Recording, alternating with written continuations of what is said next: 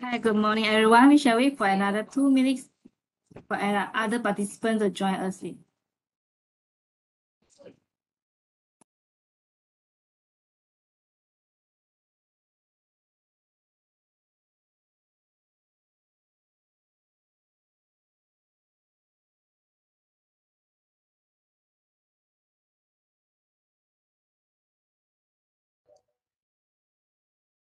Doktor, maaf nak bertanya, yang ni perlu rekod tak? Okay, it helps us to record the details if we miss out any. Maksudnya yang share screen ni perlu rekod tak? Share screen tak payah lah. What we discuss, we can record. Boleh? Aha. Can we record what we discuss? Yeah. Okay.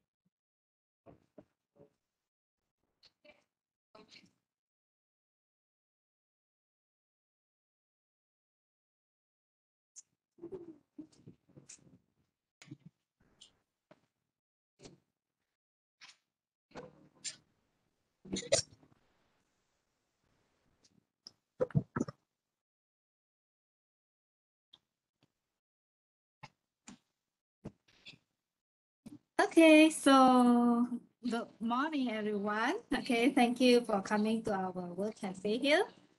Okay, so I'm Dr. Paul from Warsaw Open University, School of Education, Humanity and Social Sciences. Very nice to meet all of you here.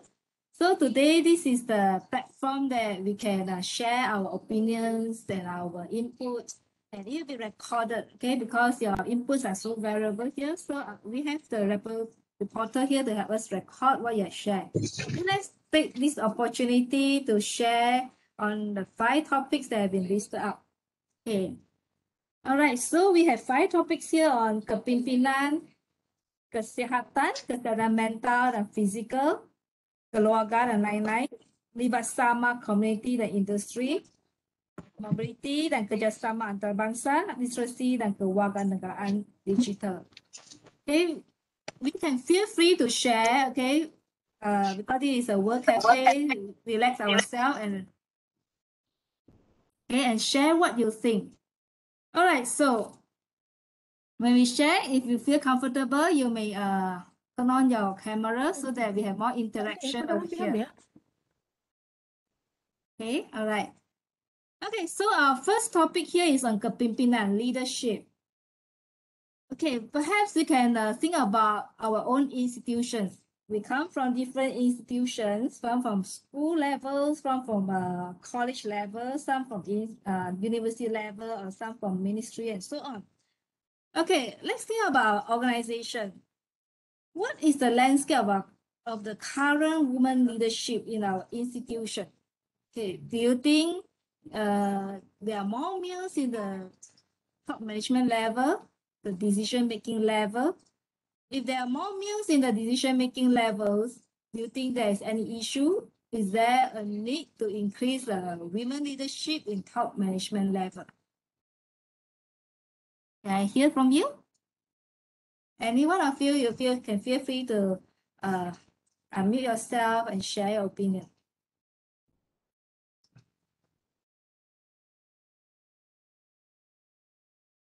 Can I have Associate Prof. Nahayati?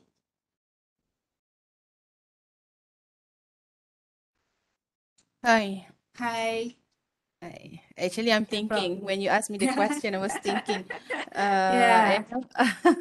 how many women there are in holding management position. Yeah, I'm from UTP, by the way. Okay. Yeah. Nice to meet you. Nice to meet you too. I was still thinking actually when you asked the question, but I think in UTP when we talk about the top management, I think we have a healthy number. Yeah. Good to hear that. It's about 20%. For me, that's quite healthy. Yeah. We have, if I'm mistaken, we have about 3. Yeah. It's a small university, so EMC, our Executive Management Committee, is not that big in number, perhaps about 10 of them. So 2 or 3 are actually women. So that's healthy for me. Okay, in my opinion lah, yeah. Mm-hmm. But when you talk about the middle management, the managers, the deans, the senior managers, the senior directors, etc. We have three deans. One is woman, so I think it's healthy as well. At least we have women. Previously, we have about 5 out of 9 department chairs are women. Wow. Okay. At one time, yeah, at one time. Yeah.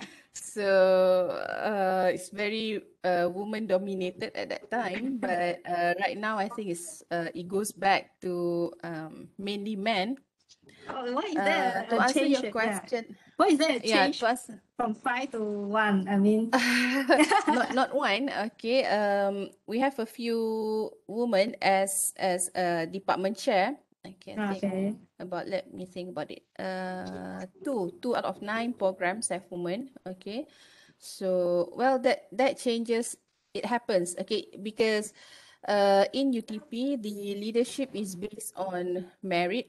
Okay, it's not based on gender. Who can actually do the job? Yeah, even right now, I'm heading our Center for Academic Excellence as the senior director.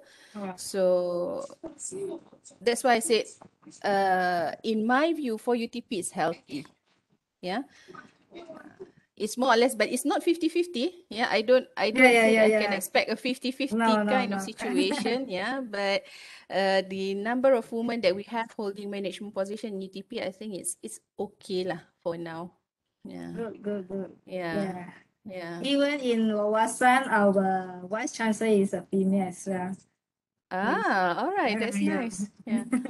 We don't have woman vice chancellor, woman deputy vice chancellor yet.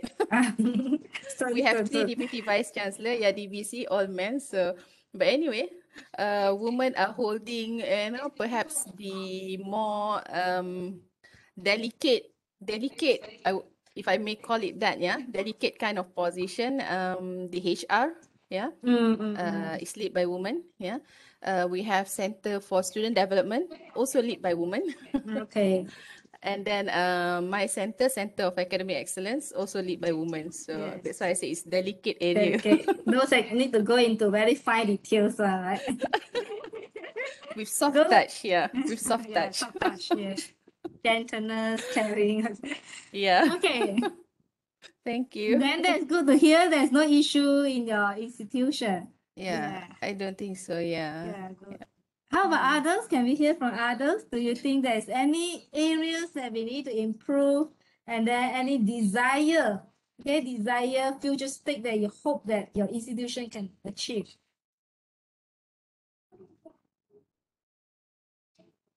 Let's feel free to talk. Okay, this is a discussion platform.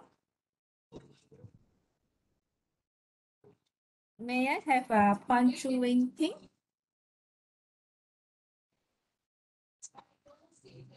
Hi, Dr. Hi. Pong. Hi, I'm nice to meet you. Chu Chu. from Tar University College Sabah branch. Oh, Sabah. Okay. Yeah, Sabah maybe is different from like West Malaysia. Our people here also different, maybe mentality wise. So it's good that we can hear from different perspective. Yeah. Because Sabahan we are more like everything also say pelan-pelan. Take your time. Yes, we are more to our own pace. But we will finish the work. Only thing is take time. Okay, for our top management, in fact, our top management all in Kuala Lumpur. We have president, vice president for the women's, right? In fact, it's about 80% in the top management. 80%. Yeah, 70 to 80%. Wow. Okay, very high. Including our Sabah branch. Oh. Sabah branch, I'm the branch head here. We have ladies also, deputy branch head, also ladies, and also our others program leaders, also mostly ladies. Well, then can I say that there's imbalance? Because 70 to 80%. Yeah, because I would say ladies, they are more better administrative skill. And to be a leader right nowadays, ladies, we are more concerned about the mental and physical health of the subordinate or the team. Like example, if we are facing some of the colleagues, they are not feeling well, we will ask, how are you? What should I help you?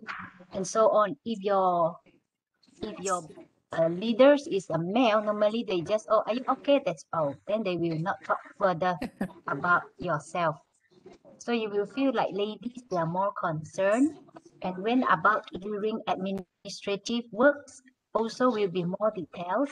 Of course, the bad things is somehow will be like micromanagement, where it's Yes. quite annoyed also, yeah. Yeah, correct. This is a Ah. problem, ladies. Yes. So our here, Sabah, in fact, I also facing some of my friends who are in the education line, also ladies more than gentlemen. Yeah. So do you think Yeah. there's imbalance in this case? Not so balanced, but what to do? The male like not so suitable for education line. Really? Yeah, maybe. I'm not Actually, sure. yeah. Thank Actually, I you. Yeah. concur with that. Yeah, Yeah. I You concur with concur? that. Yeah. Why? Yeah, I concur with that because yeah, woman tends to micromanage. Yeah, Yes. I agree with that because to a certain extent I am also micromanaging when I started off as a leader.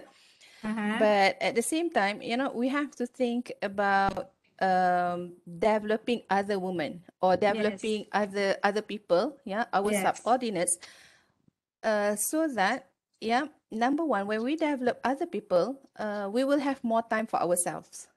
Okay. You won't That's the hard hold truth. all the responsibility within you, right? You can delegate. Yes. Yes, you delegate it. But of course, if they can do 70% of the job as good as you do, they are good enough already. Yeah.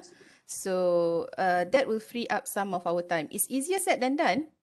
But then again, yeah, I do agree. Women tend to have more empathy towards the staff. So uh, the way I see it, so far, although sometimes my staff are angry with me because, at times I micromanage, I ask them this and that, but they know that I'm open. Yeah. I do care about their mental health. Yeah. When they are sick, just take leave. It's okay. So I think in that way, woman acts better lah. So, sorry to say, but maybe others don't agree with me, but that's how I feel at times. Yeah.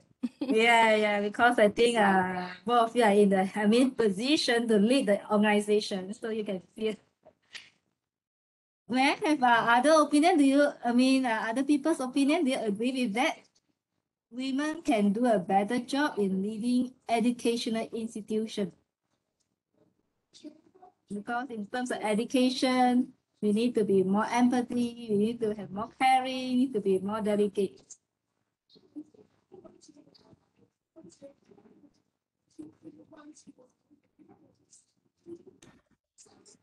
Yes? Hello, Yeah, hello, Dr. Ping.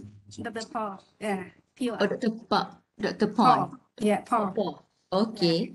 I'm Siti Zainab from International Islamic University Malaysia. Yeah, nice to Okay. meet you. Okay, nice meeting you too, Doctor. Yeah. Okay. I just want to share the background what we have at IIUM. Yeah, good. Based from my just now I made a calculation pertaining to the composition of women in the leadership post.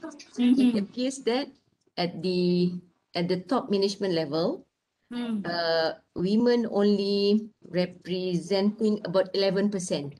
Top 11. management, yeah, 11%. We have Okay. about 9 posts of top management, including the VC, and only one women in the top management post. Okay. Okay, that's Then number one. yeah.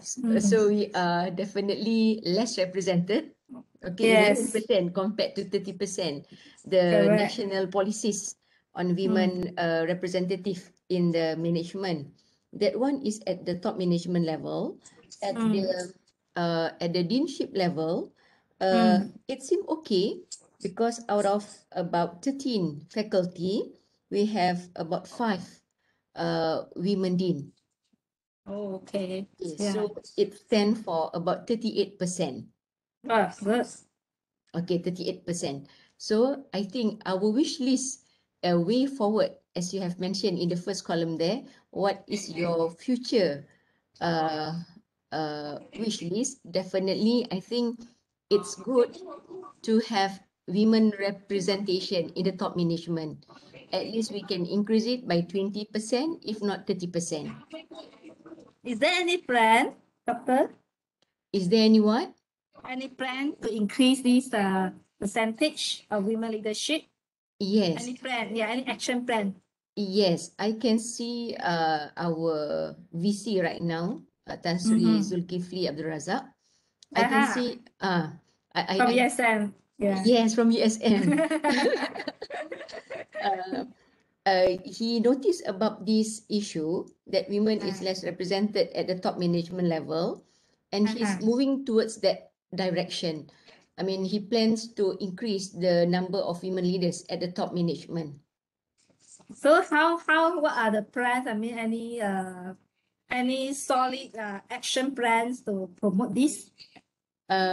For now, I can't see that any solid plan about this matter. It just, I mean, he voiced his concern. There is a need because according to him, as well as what mentioned by Dr. Nurhayati just now, women is more sympathetic, women is more empathy, and women is more meticulous. I think when Yeah. it comes to top management level, we need someone who is very not micromanage, but we need someone who has the meticulousness in doing things. Very hard, huh? I agree Not with that. Yeah. micromanage, but meticulous. Meticulous. Because whenever I accompany task director, even though he's man, but he's very meticulous. Bila dia nampak ada signage sengit-sengit, dia akan mention to Wah. me. Dr. Siti, dia tak kata Dr. Siti, but he mention sengit lah notice ni. For example, when there is one missing word, for example, science, Health, L is missing, he will observe it. Dia kata, okay, you miss some letter there, please make sure you change it. You see, and the notice is at the upper level of the door, and he can notice it from far. So I think, and Tashi always mentioned, I think it's timely for us to have someone who is very meticulous, tapi tak cerewet. That's two different things. Kan? Yeah. Sebab selalunya kalau kita orang perempuan, normally our subordinate will label us, alamak, bos kita perempuan ni cerewet lah. So I think we need to differentiate someone who is meticulous tapi not cerewet, because once we cerewet, it seems that kita macam dah masuk micromanage. So for Yes. now, that is my feedback. Thank you. Thank you. Okay. But I mean, it's very hard to have this balance, okay? Yeah. Meticulous but not cerewet. We need to very handle it professionally. Yes, Dr. Pau. Yeah. But Okay. before we end this topic on Kepimpinan, may I hear from Dr. Nurhayati? Just now you mentioned we need to develop our staff. Do you have any plan how to develop your staff to ease your load? Okay. Actually, how I did it, all right. They have their own job scope. Yeah, they have their own job scope. They need to plan. Yeah, they need to plan their work. They need to show how they do their work. It's not just waiting for your directions all the time. Yeah. So I encourage them. Yeah, I have an open door policy. I told them I have an open door policy. In fact, we have this culture belief, of speak up. So I told them, you are the expert at your job. Yeah. I am here to supervise. I am here to plan. That's correct. But when it comes to your job, you are the expert of your job. You know the details of your job, what needs to be done, etc. So you know the problems associated with your job. So it is really up to them to plan, okay, and show me the plan. and together we'll discuss how to improve, or if they face any difficulties, for example, they can't actually get the cooperation from other departments, etc. That's when they will come to me and explain to me, okay, I've got this problem or I've got this situation, yeah, and that's where I will assist them. So in fact, that's how I did it. In early of the year, I will tell them, okay, this is my expectations from you this year. These are the projects that I want to embark this year. Okay, that's your special project. So you have to work on it. But if you have problem, I will not leave you. That's how I did it. And Alhamdulillah, within the few years that I am with them, I can see a lot of difference, yeah, in each of my staff. Before this, they will just wait, yeah, for people to tell them what to do. But now they actually come to me and say, I think we can improve this kind of this process, or I think we can improve that process, but they just don't know how to do it. So that's where you need to give directions to them. So that's actually what I'm doing with my staff, because So I you believe in developing people. Okay, so you have the staff development plan to, slowly move them. Yeah, Yeah. because I told them, I don't want you to be an exec all the time. Yeah, I want you to move to senior exec. Perhaps because I'm a lecturer before I go to this management position. So perhaps that's why, that lecturer thing, yeah, nurturing young people is still there with me. Yeah. And I believe in that. Good. Yeah. Dr. Paul, can I ask Dr. Yati something? Thanks, Chef. Dr. Yati, do you have Yeah. any succession planning at UTP? Because it seems you mentioned just now selection is based on merit, all those things. Is there any succession planning? Succession planning, you mean for the post I am in now? Yep. Maknanya for the top management ataupun deanship. Yang tu I think I can't really answer on that. But in terms of my own post, what happens is under me I have 2 managers, all right, and it has been decided at the institutional level that my post will be an academic position post, meaning only people from academic will go there. Okay, and I have another one manager post in which this manager posts are also from academics. Yeah, so there's 2 things there. One manager post is non-academic, the other manager post is academic. So in a way, that's how the succession plan looks like. Yeah. So on top of that, because under a Center for Academic Excellence, we have two departments. One is academic operation, looking at all the academic operation matters, the timetabling, the curriculum development, etc. The other department is Center for Teaching and Learning Excellence, Center for Excellence in Teaching and Learning. So under that, we have the manager, the ones that I say is from the management position. Within that center itself, we have our teaching and learning coordinators that represents each department. So, the person who will be able to be the next manager for Center of Excellence in Teaching and Learning will be chosen based on their passions for teaching and learning. It may comes from the teaching and learning coordinators. So I see that as the succession plan, if that's what you mean. I see. So meaning the manager won't stay at a position for long. There'll be a term there. Yeah. For the non-academic, yes. They For have the their own career path, right? Yeah, they have their own career path. Okay, for the non-academic, if usually how they did it, if there's opportunity, yeah, they can move up. Yeah, if they fulfill the requirement and there's opportunity, they can move up. But for us, with the ones appointed from the academic side, yeah, we have to serve for a term of 2 years. 2 years, and then it might be extended, and then we might be replaced, yeah, when the time comes. Yeah. I think it's healthy. It's not a permanent position. Dr. Pong, can I suggest something else? Yes, I sure. think it's timely code for the university to have their succession planning Correct. ataupun competency-based talent management. Either it is for academic ataupun non-academic. now in IUM, we are in the initial stage to develop our succession planning plan.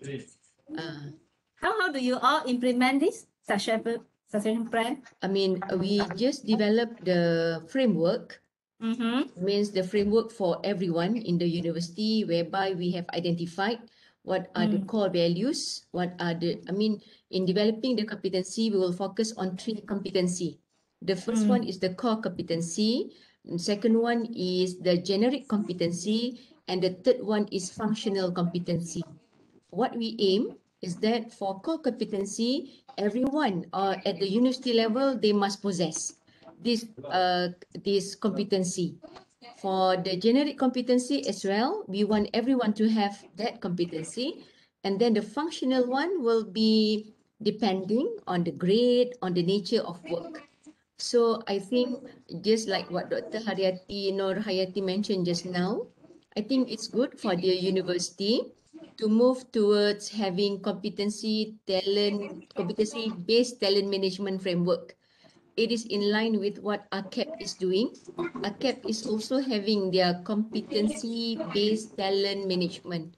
So it appears that everyone is focusing to develop their employees based on the competency.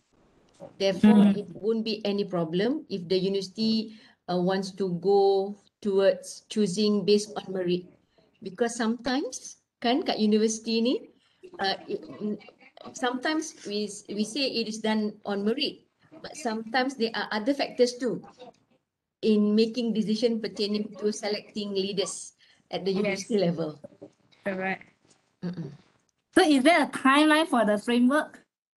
They need to achieve this. Yeah. We plan to execute it at the end of this year. Oh, okay. Good, eh? Can do it during COVID time.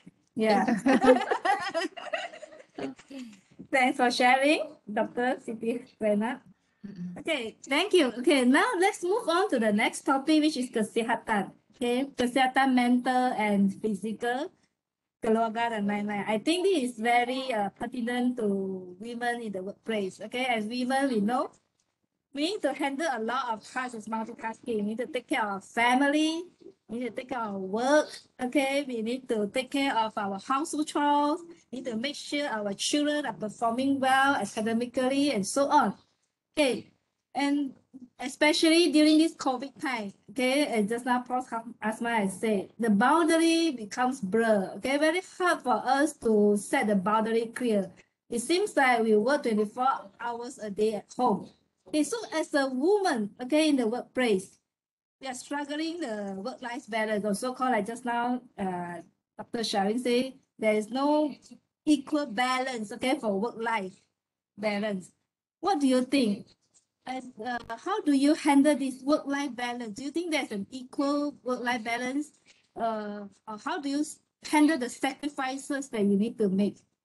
Do you feel like you do not do enough for your family, or do you feel like you do not do enough for your work? Do you have these struggles? Can we hear from the rest? Hi, Dr. Po. Yeah. I'm Halisha. I'm from Unique Almiat. Hi. Hi.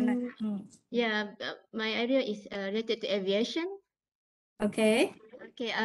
Although I'm no longer holding the top post management, but I'm still the principal researcher for my research cluster. Okay. Hi, Doctor. Yeah. Hi. I know when we talk about work-life balance, right? With this online, with this pandemic, I think Saturday, Sunday also is called working day. How about at night? Even at night? Yes, at night also. But I think the most important is how you plan. Okay. I think students, lecturers, they need to know how to plan their works. Yeah, plan meeting deadlines. Sometimes we have Gantt chart, right? We have a milestone. We learned that, right? In when we do project management, yeah, when we do project, but we sometimes forgot that we also need to do it when our day-to-day activities, right? We still need to plan. Okay, so I know that as a lecturer we have to publish, yeah, we have to involved with the networking. All right, and not just that, right? We have to do proposals, lots of proposals to do, and same thing, we have to also contribute to the society. Okay. Yes. So in order for us to have a very balance, balance, I think we need to involve with other activities also, not just succumb to certain, just restricted to our activities like teaching and learning. Also, we need to also involve with other activities that make our life more interesting. Okay, so that the subject is not just limited to our area. Okay, so if we expand it into other activities like mentoring, we help students, especially those going to graduate, informal networking, mentoring, knowledge sharing. Okay, I think we not really seriously limited to our scope, teaching and learning scope, but we extend it into on how to help others, especially in this pandemic, how to help our students, especially now it's difficult to get a job, right? Okay, it's difficult to get a job, and now students also stressful because you watch the news, right? Many of them there are two incident, right, involving students. I think lecturers should also involve, not just limited to our teaching and learning activity, but we should also help students. The more we help others, I think then it helps us also in balancing our life, right? There's no issues in mental health because we always find ways, on how to help others and how to improve, our what we call that, the teaching and learning activities. I don't know. It's just my point of view. Maybe others can chip in, just to, I don't know. So how do you handle the stress, I mean, between work and family that you have? Exercise. Exercise. I exercise. I have a bicycle bus. So, and then I listen to intelligent discussion. Sometimes I talk to my students. I listen to, there are talk, right? I always listen to the talk in the TV, right? Not just in TV, the YouTube, motivational talk. Okay. And then also I have my own activities. I have lots of activities to tell the truth. I involve myself with, with other professional bodies, society. Okay, so Okay, that's good. That one is for our next topic, Libatsama Community. Yeah. Yes. How about you, Dr. Poo? How you balance your life then? Actually, now I'm in the situation like Prof. Hasma said, burning out. Because we need to take care of family and then our work and then need to, worry about family, household chores and so on. So it's, the boundary is rather blurred. Yeah. So, planting is a way for me to relax myself. Yeah. Everyone has different ways. I'm not good in planting. Wow, interesting hobby, Dr. Poo. Yeah. Yeah. Thank you. How about others? Would like to share how do you face this problem of managing work-life balance? Do you think there is a balance that we can achieve? Is there any balance that we can achieve, or somehow sure there is some imbalance here, that there are some sacrifices that we need to make? Do you face these issues?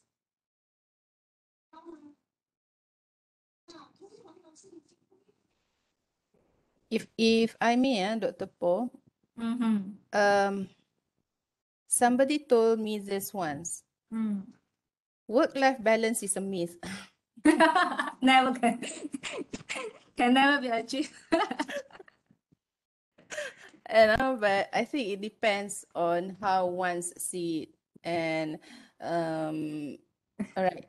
if I relate to my own, if I relate to my own story, yeah, starting off as academicians, yeah, I wish, and I think this is what I want to say as well. Perhaps if it doesn't happen during my time, it may happen in the future. It may help our young women who just Yes. embark on academician journey, on their journey as academicians. Yeah, Yes. if possible for all institutions, yeah, to have a center, yeah, a childcare center anywhere, yeah, inside the institution. I don't know.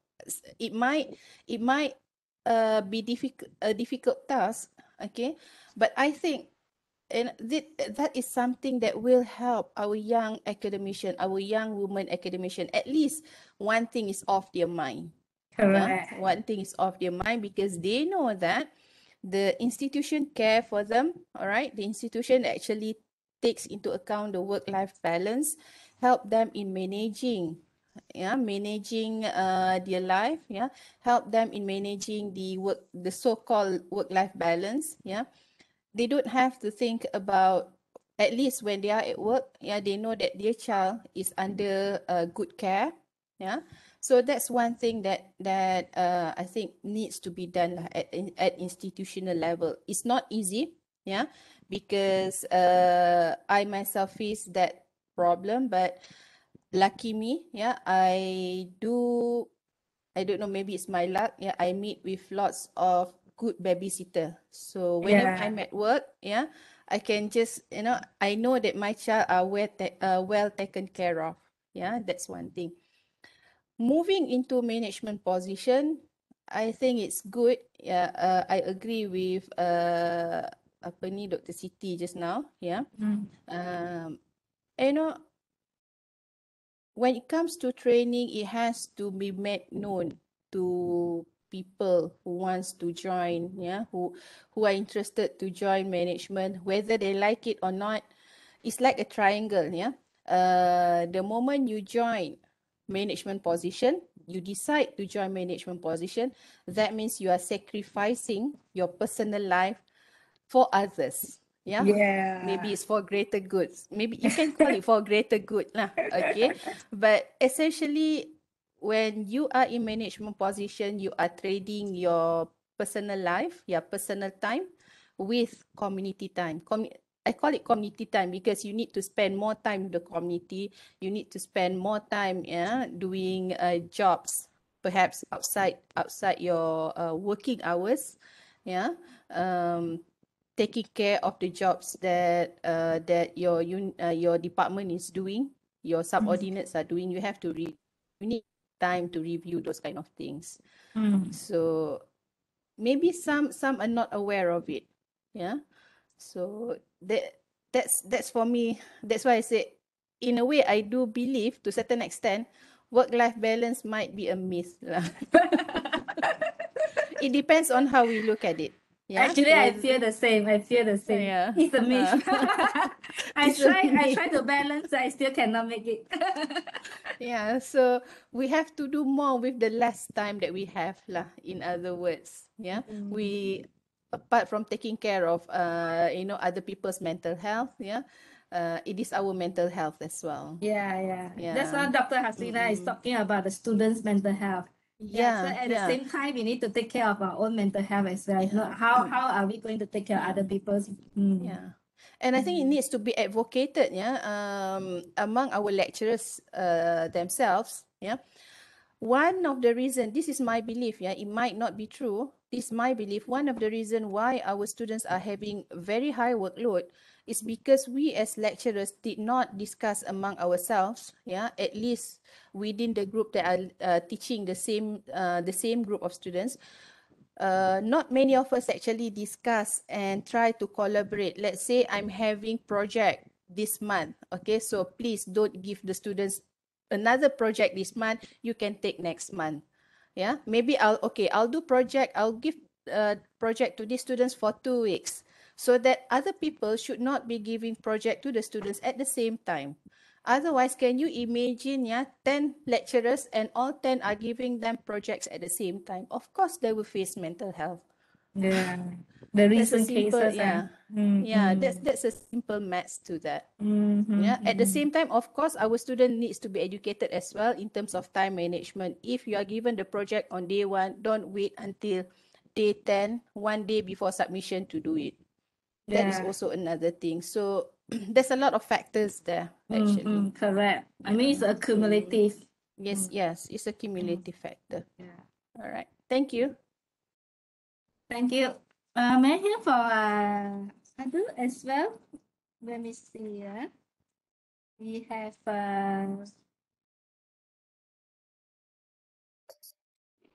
anyone?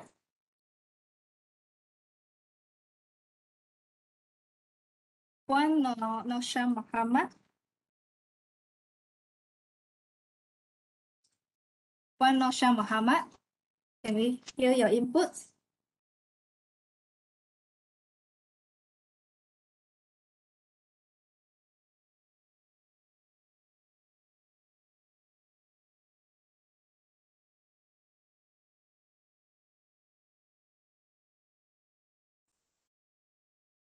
How about Dr. Wan Iriani? Can we hear from you? How do you manage work-life balance, mental health, physical health, and family? Hello, Assalamualaikum and good morning. Sorry, suara serak sikit. Ada apa? Boleh dengar? Hopefully you can listen to my voice. So Is it basically, okay? Yeah. it's okay. So, I would like to share my experience. Yes. So I'm from University Malaysia Terengganu, UMT.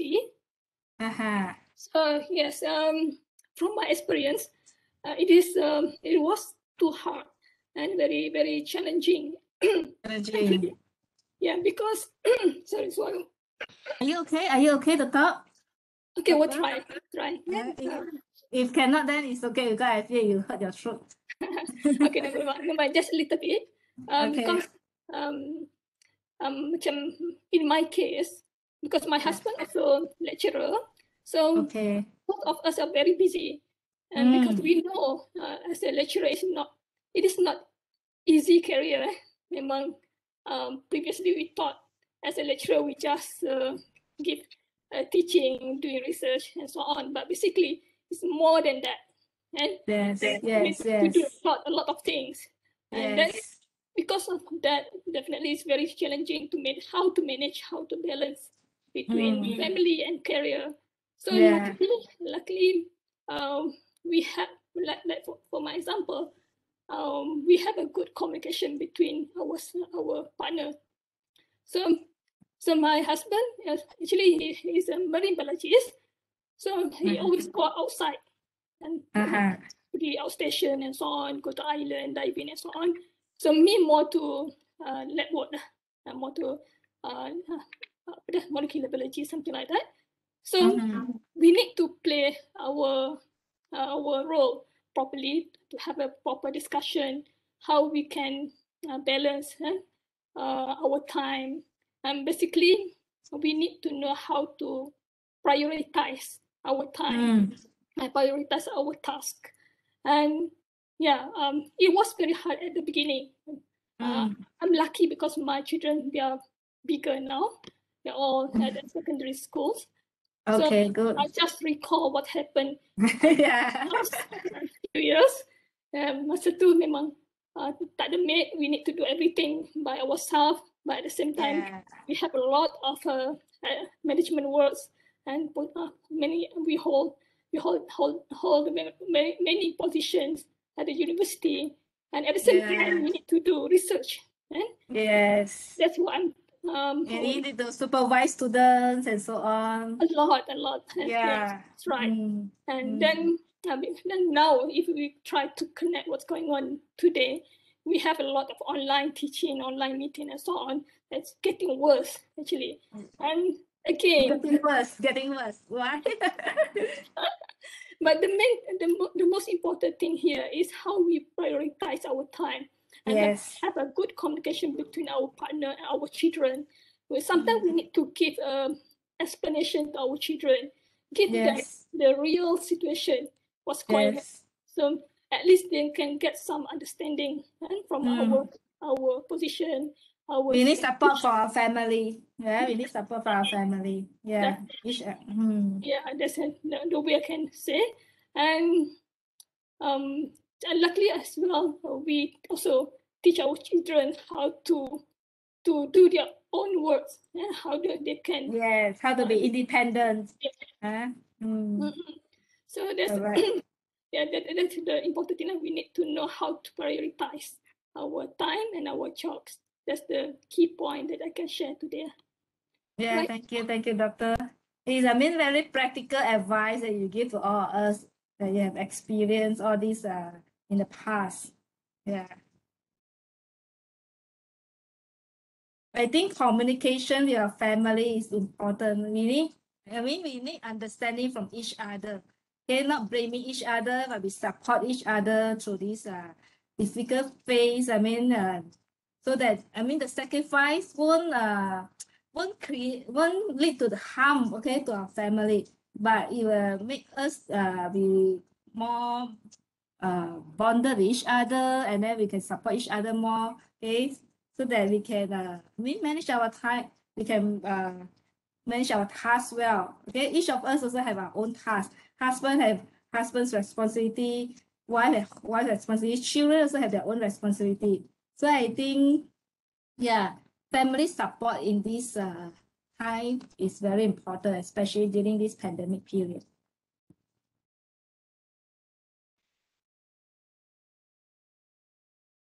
Can I have others to share? Cik Alia, Hanim. Boleh dapat. Ya. Selamat pagi. Selamat Assalamualaikum semua. pagi. Saya cikgu, bukan pensyarah. Cuma terpanggil untuk simposium ni sebab tengok wanita kan. Ya. Jadi can I give sedikit pendapat? Boleh. Welcome. Most welcome. Tapi bukan dari segi universiti lah, cuma dari Tak segi apa. kerja wanita kan. Ya, kerja wanita. Saya salah seorang pentadbir lah di sekolah di Pulau Pinang. Sekolah Sains Tun Syed Syed Syabuddin. Jadi bila pentadbir macam kami, situasi saya ialah penolong kanan wanita pertamalah di sekolah kami. Penolong kanan wanita. Penolong kanan pentadbiran lah. Jadinya saya lebih berminat untuk menyelesaikan lah, sebab kita cikgu-cikgu, kalau kita lihat dalam banyak grup lah, netizen semua macam-macam kata. Jadi sebagai guru, sebagai pentadbir, peranan kita ialah untuk bagi anak-anak buah kita cool. Jangan terikut dengan situasi kan.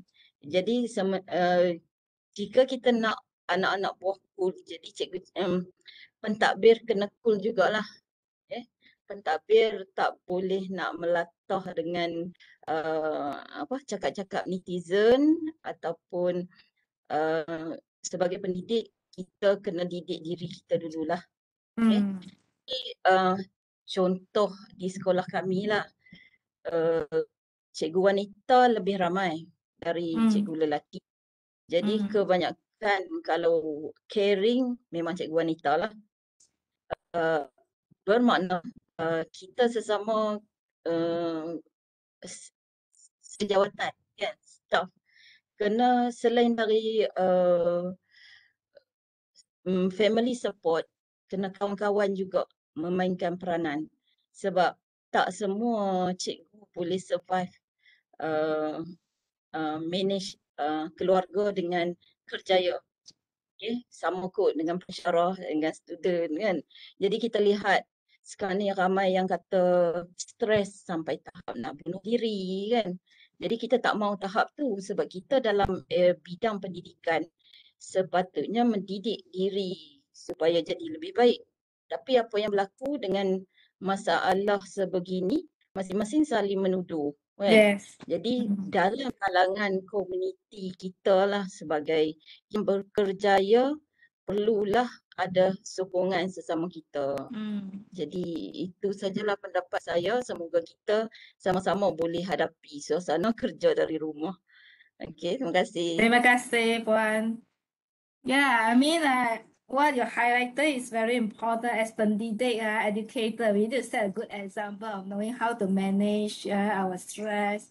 So that, I mean, we are educator, okay? How are we going to educate the community? How are we going to educate our family if we do not manage our own stress well? So, I mean, it's not, of course, in handling stress, we need to play a part of knowing how to find ways, okay, to release our stress. So like just now, we have a doctor to share.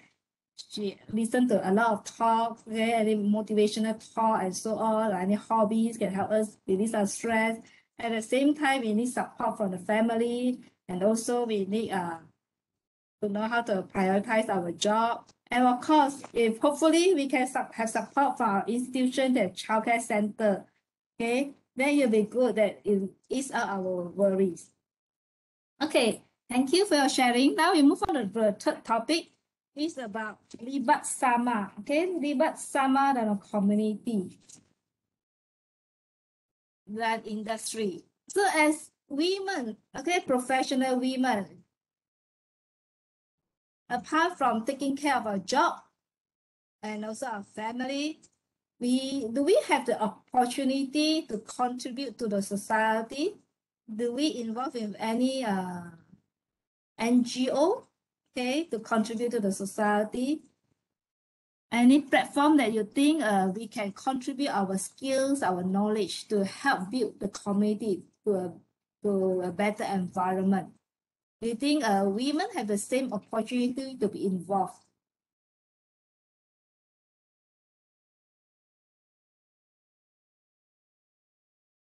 Dr. Po, Yes, I think you have a lot of experience. yes. Yeah, you have. Yeah, I actively involved with MySet. It's one of the learned society in Malaysia. MySet stands for Malaysian Technologies, yeah, and engineering and technologies, and MySet. And we have AGM, yeah, I think early this month, and alhamdulillah I've been nominated, for the council member for the I think the second term, yeah. Alhamdulillah, and then through this society, there are a few activities, but we have the young interest group, okay, and we have the research groups, okay, and through this society we can not really on the what we call that to expand our research or whatever. This is like to build networking, to help others in terms of professionalism, because people don't know, in terms of engineering and technologies, engineering in technologies, technician. So how can these groups prosper, in terms of professionalism, in terms of what are the other activities, not just we talk about universities, it also involves with industry. So far there's a gap, right, between industry and university, always a gap, right? So with this learned society, we bring in a few people from industry, and from here we try to reduce the gap. I know it's hard to reduce the gap, each of us have our own opinion about something, but when we involve industry people and we do lots of activities with industry people, and with the hope that they, the education, people always say that, okay, when we talk about education, okay, we need the feedback from industry, but when we talk about education, not just the feedback from industry, is how we can prosper, how we can improve the curriculums, with the collaboration of both, win-win. Okay, so it shouldn't be like 80% industry and 20% university. No, it should be win-win, especially when we talk about digitalization, for IR, and now there are few things that people still not sure, yeah, about digitalization, yeah, about the curriculum development and so on. But with our involvement with learned society, lecturers have the opportunity, yeah, to educate, to make awareness, yeah, and also to explain, yeah, to the industry people what are the things that we should prioritize, yeah. Okay, this is the platform. I think the more lecturers involved with this society, the more activities we can involve, yeah, industry. So do you think, Yeah. Doctor, do you think there is any hindrance that for women lecturers to be involved in this society? No, I don't think so. No, I Yeah. don't think so. In fact, during It's the open fairly to all, right? yeah, it's on nomination. Okay, it's Upon nomination. nomination. Yes, and to tell the truth, now the council member, I think 50% of them are a woman. 50%. Yes, so I think it's good if lecturers find the time, to involve with others, with other in that society, okay, with other NGOs. So this is how we, it's how we can contribute, yeah, to build more networking, yeah, and then in fact, now I'm in the process of writing a proposal, okay, not just a grant proposal research, but actually a proposal that would like to look into the certain issues, that happen nowadays, yeah. So I think it's good if other lecturers can actively involve with the internet society and also other NGO organization. Okay. Okay, thank you. All right. Thanks. Thank you. Okay, bye. Can I hear from Dr. Siti Zainab?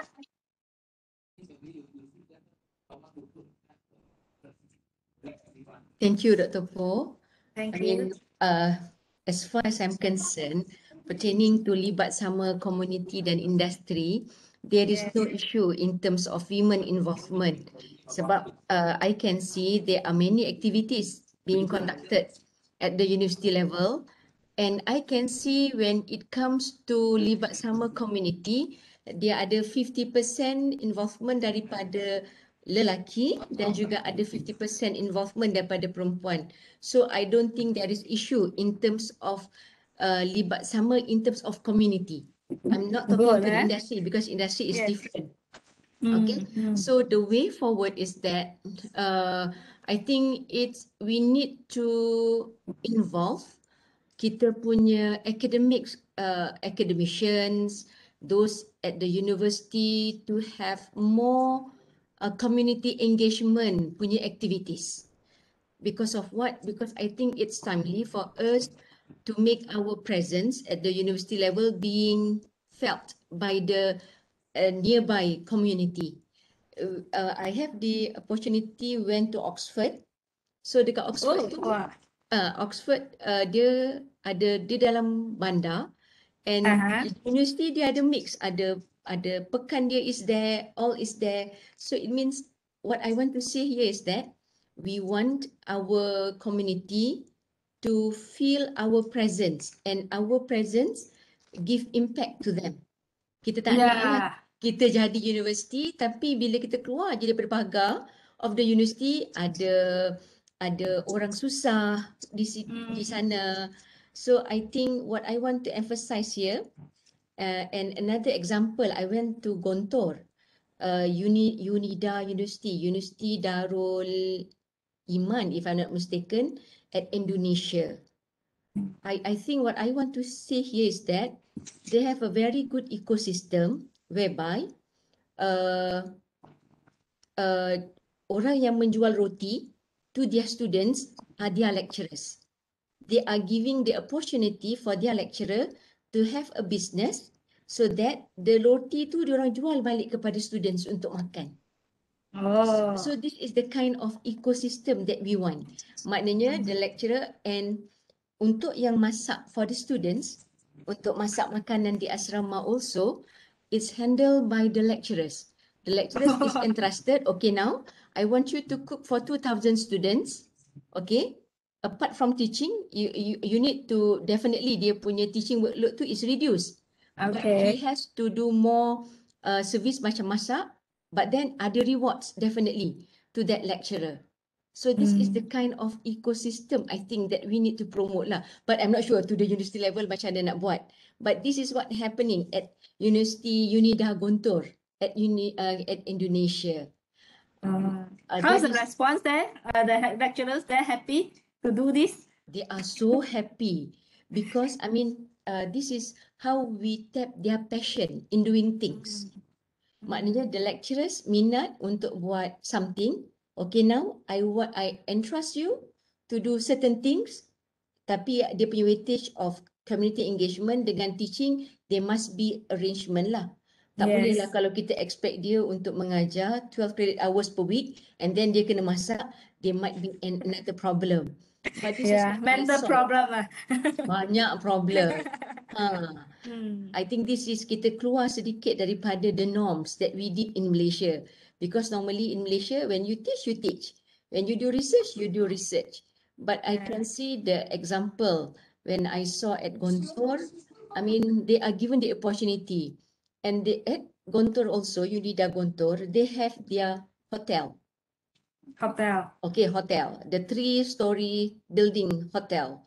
And the manager for the manager for the project management is the lecturer themselves, lecturer from Faculty of Economics. Oh, good.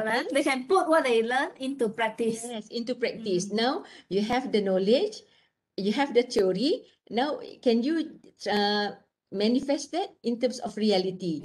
So they are interested. What I want to bring back here is that I think it's timely for the university to move more in terms of community engagement, in terms of participation, either perempuan ataupun lelaki. I don't think there is issue because it seems that you do things out of your passion when you say about community engagement. Okay, Dr. Paul? Yeah, very good sharing. Thank you. Enlightening, because when we talk about community project, many times it's short term. Okay, we do one project, then finish. Okay, that's all. But this one that they share is long term, and then you can see the impact. Yeah, this is where we say normally yang one-off punya project, we call it as community service. We go bagi makanan kepada needy patient, yang needy society. This is normally what we did. But I think we need to move a bit one level. What we say community engagement. We engage our community, and then lastly is community transformation, where we transform. This is what we did through our knowledge transfer project, right? For the lecturers, they have project. So these are the things that I think we need to encounter. Because many times people say higher education, we just stay on the knowledge and theory, philosophy. But how about the hands-on part? We lack of. That's why the students that we produce when they go to industry, there's a gap. They don't know how to, they don't know how to do the job, I mean, practically. They have the knowledge, the theory, the philosophy. I think, when we go inside into the community, in the industry, at the same time while we are learning, actually we already build out the capacity when they graduate. Yeah, I agree with you, Dr. Paul. This is what we say, developing the capacity. Maknanya when we involve in that kind of project, we involve our student too. This is what we say, experiential learning, right? Yeah. I see many countries actually that move forward to that already. Yes. Even in Taiwan, I also saw in one, interview, they also have the student, the entrepreneurship student, I mean, they have the businesses and so on. Yeah. Yes. But we haven't implemented this in Malaysia yet. Yes, but in IIUM we have done that. Oh, you have done that. Yes. We bring our students to kampung orang asli.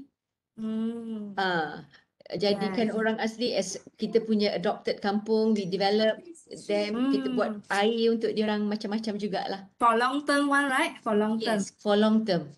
Good, and good, we good. did give education for their children, and all Yes, those yes. things are done by our students. Good.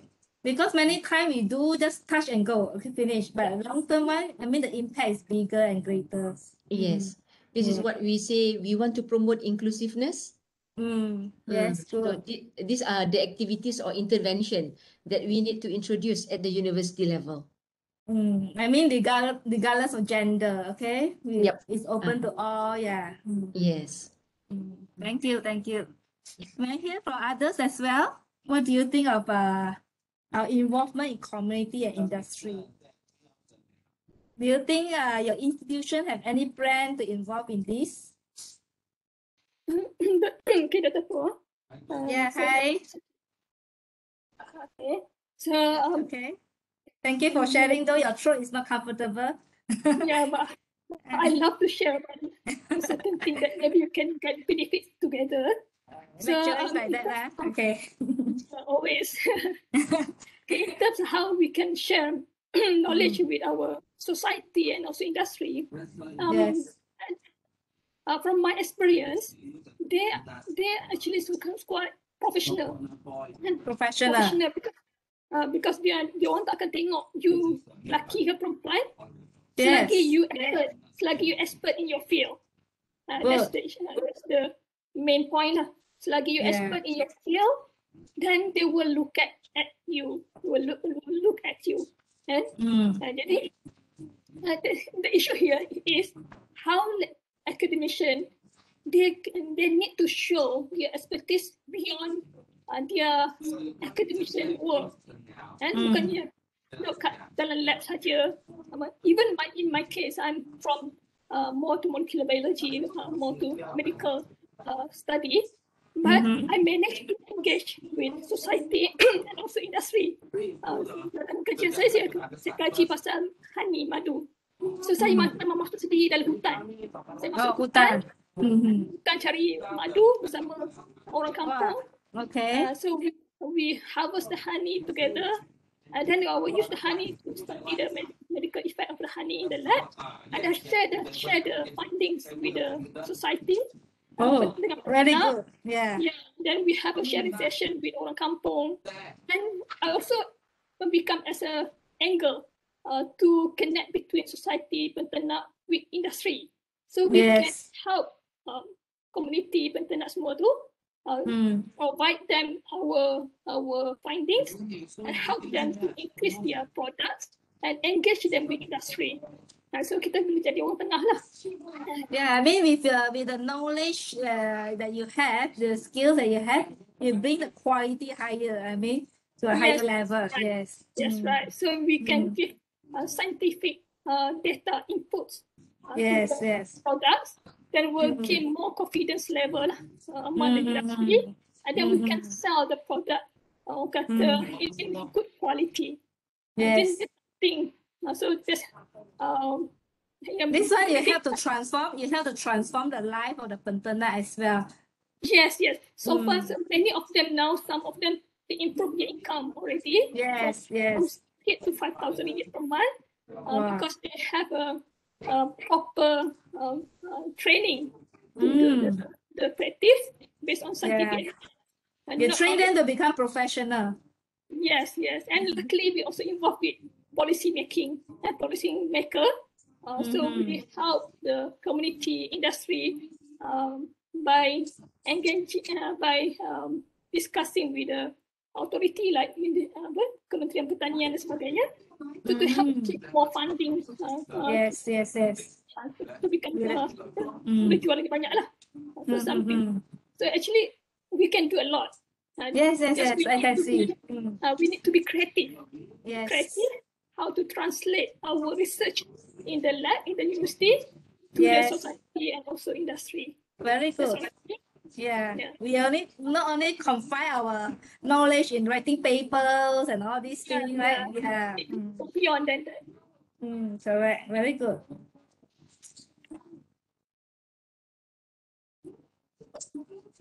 Mungkin kalau boleh mengurusi. Hi, Prof. Ya, saya sangat tertarik dengan kita ada banyak background noise ni ya, saya tak tahu kenapa. Saya sangat tertarik dengan perbincangan yang sangat panas tadi daripada ramai rakan-rakan kita. Cuma apabila saya rasa kita memerlukan sedikit cadangan kita perlu lebih spesifik kepada bagaimana kita menyelesaikan isu atau kekangan yang terdapat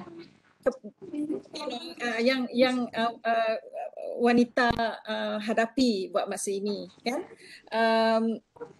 Jadi saya rasa agak tidak sesuai kalau kita gunakan cadangan yang meliputi semua. Misalnya kita throw it as, you know, it's both for men and women, but Kementerian Wanita will not be looking at this. So sebagai contoh misalnya, talent management should be in all universities. It's for men, women, academic leadership, institutional leadership. It's for even professionals, ya.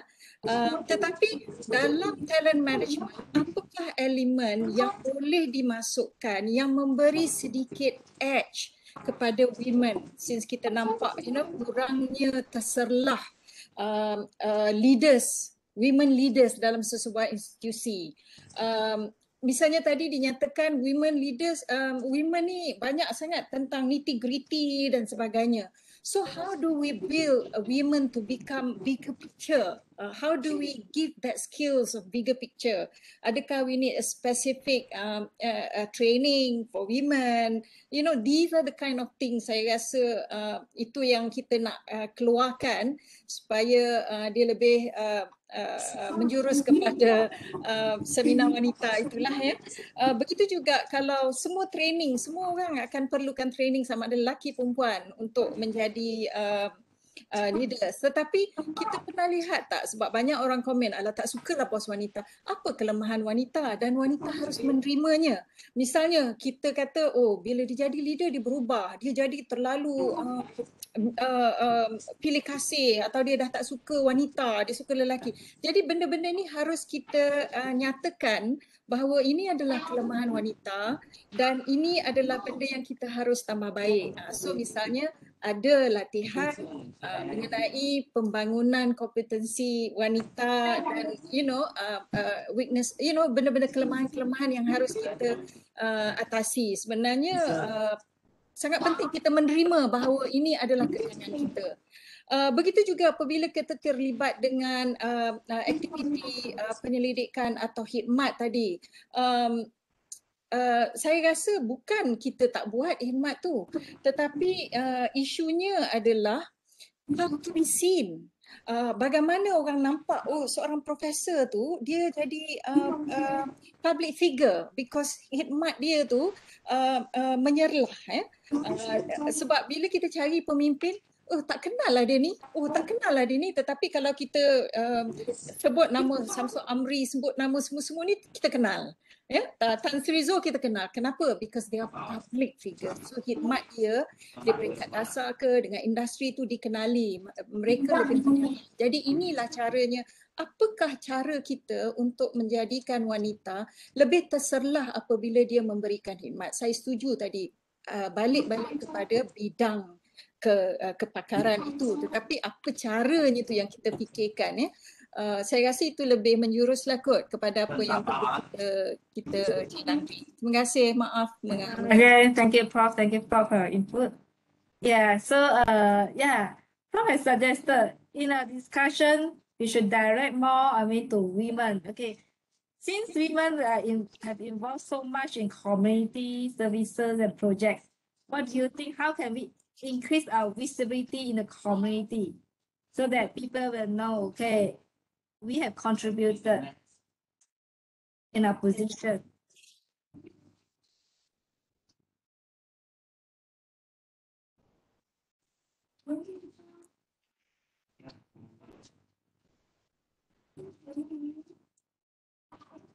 One, two, waiting. Would you like to share?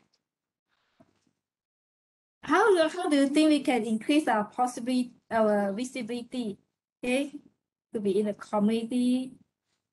Someone influential when we set up, people know us. Hi, Dr. Paul. Hi. Yeah. Thanks, yeah. In fact, for ours, right, our institution, we don't care whether men or women, as long as they are good and they are willing to do work and willing to, like, especially nurture these students, especially in the higher education, then we will give the chance.